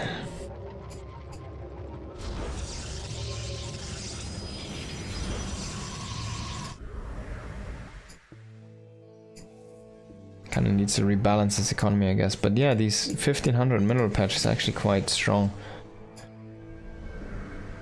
A mothership. He's just gonna make a mothership. Oh, and he walks against the blockade. So Megikau is starting to try and solidify his position there on 3 bases. He's just making mines, tanks, walls. And he can sit on 3 bases for a while, but this main is about to mine dry very soon here. Only, I guess he has a couple thousand more minerals left there. Not too much, man. The miss chance is really something, huh? Do we need a miss chance in SC2? Maybe we do. RNGesus.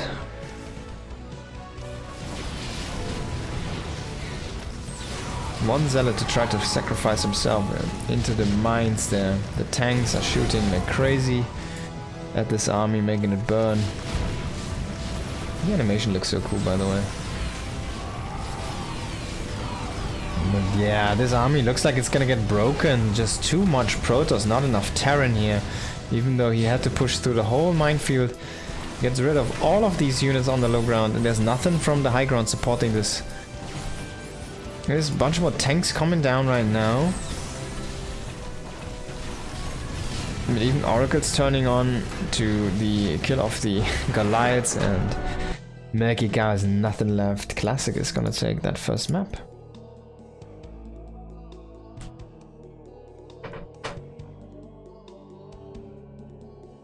Very well done, my Classic. Very well done. It just looked like he outclassed the man. The cow. And that's what he did, to be honest.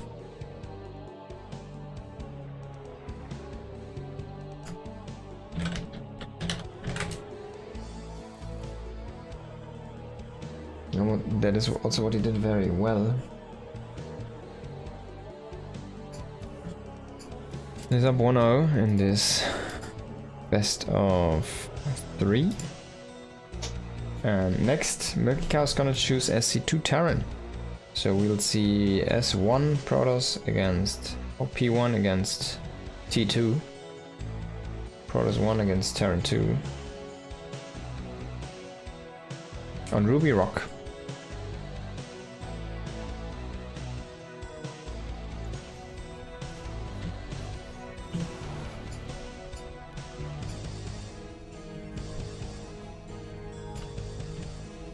There we go. In the bottom right of Ruby Rock, it is Classic, the Star 1 Protoss, and in the top left, Star 2 Terran Milky Cow. Let's see if the result is going to be any different than the earlier game. Of course, S1 Protoss and S2 Protoss are quite far apart in like how they work as and operate as races. It feels like there's no chrono boost mechanic, there's no warp-in mechanic. You still have clumsy kind of AoE units. You still have Storm. You have the shuttle speed. You know, there's some things that carry over. You have the observers. But there's a lot of things that are very, very different. You need to produce out of the gateways as your actual production facility. And yeah. Twilight Tech Templars is still kind of the same, but still different enough. Dark Archons are a thing. You can mind control, you can feedback, you can maelstrom. Feedback is the, of course, normal feedback. The High Templar does have an SU2 as well, but it is on a different unit in S1, on the Dark Archon, of course. And of course, mind control is a permanent control over one different unit from a different race. What it used to do in S1, in actual Brood War, is it did give you a second supply, so you effectively could go up to 400 supply. And that's very interesting to think about. It does not work in Evo. I'm not sure if it was too difficult to program, but they don't have it running right now, if I'm correct. At least they didn't have it like in summer. I don't expect it to be there now.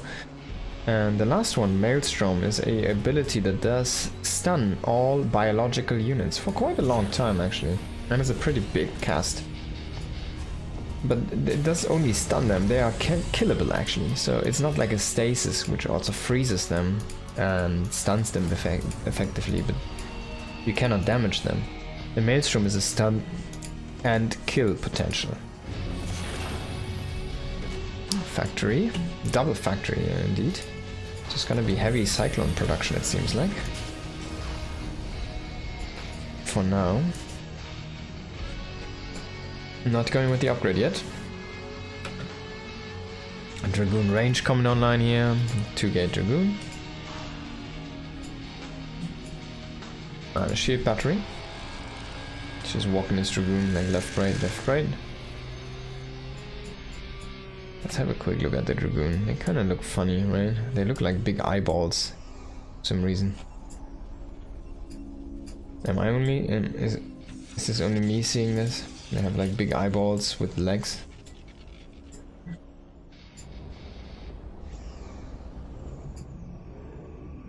Two Cyclones. He's making 2 more Cyclones, so he's going more and more into the Cyclone investment.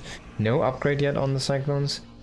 And he's finally thrown down his natural command center, but it's already saturated and run in for Classic. So Classic is going to start to think about a 3rd base very soon, while Megicao is just establishing his 2nd base. That's a solid 1 base up for Classic, so that's going to be quite nice for him. If he can just hold this push here now. He's going to catch the first Cyclone, that's actually very bad here for Megicao. And the second Cyclone is about to fall as well. This barracks was trying to generate the high ground vision and the vision itself. But it does not, and he can't find the sweet spot for a barracks to be invisible. I'm not sure if it's maybe a little bit too big. Now it's burning as well, so he needs to get that repaired. Needs to bring an SCV. He's bringing a Marine right now. There's no SCV walking across the map. Finally. Is he gonna get that repaired? I mean, this could get sniped, so you need to make 1 more. Yeah, he needs to make 1 more. He's never gonna catch that one. And it's gone. Now this time we're gonna see a shuttle game here. And this is an observatory. And we also have the Reaver tech already in place. A shuttle Reaver here with Dragoon. Pretty standard opening currently in the current meta for Brood War in general, in PvT. But this is of course Terran 2. So it's a different unit composition, and we see the Cyclones, they're not really getting broken, the lock-ons, and trading very good there in the end. Even though it takes them a long time to really chew through the Dragoon's health, eventually they will trade out 3 of those Dragoons, so... the Goon force that looked so powerful is actually quite small at this point. Is he just gonna... I guess he gets the Cyclone. He does not get the tank, unfortunately, for him. But yeah, he loses most of his Goon force, so that's most of the army from Classic gone. He still has the shuttle, though, which is gonna come across the map now, and he killed all of the Cyclones. So that's gonna be an issue. Yeah, I'm already remaking a Cyclone here. I like this choice for Megicao.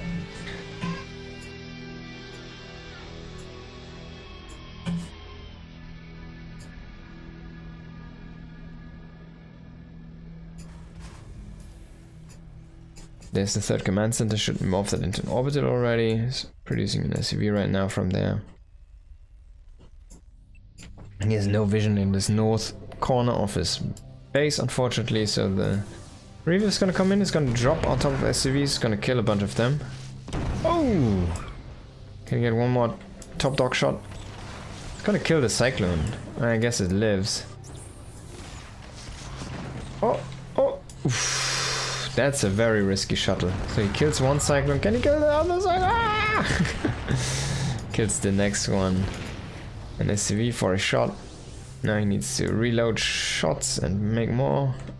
It's like 15 minerals per shot. An interesting concept.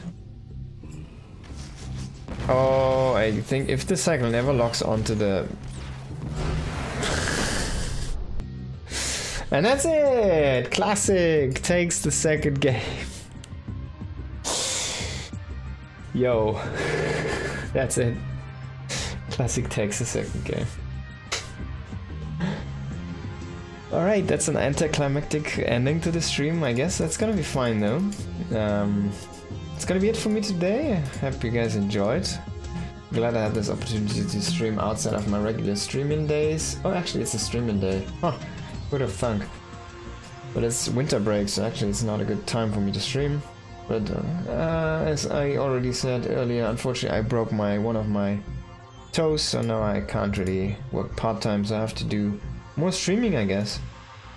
So you have to bear with me a little bit more over the next few months. And yeah, I guess I'll see you on the next one. It's gonna be next year. So see you on maybe Saturday? I'm not sure. On the 3rd or something. Everybody have a nice happy new year and good holidays, and see you again next year with some huge things for StarCraft to come. Hopefully. Peace.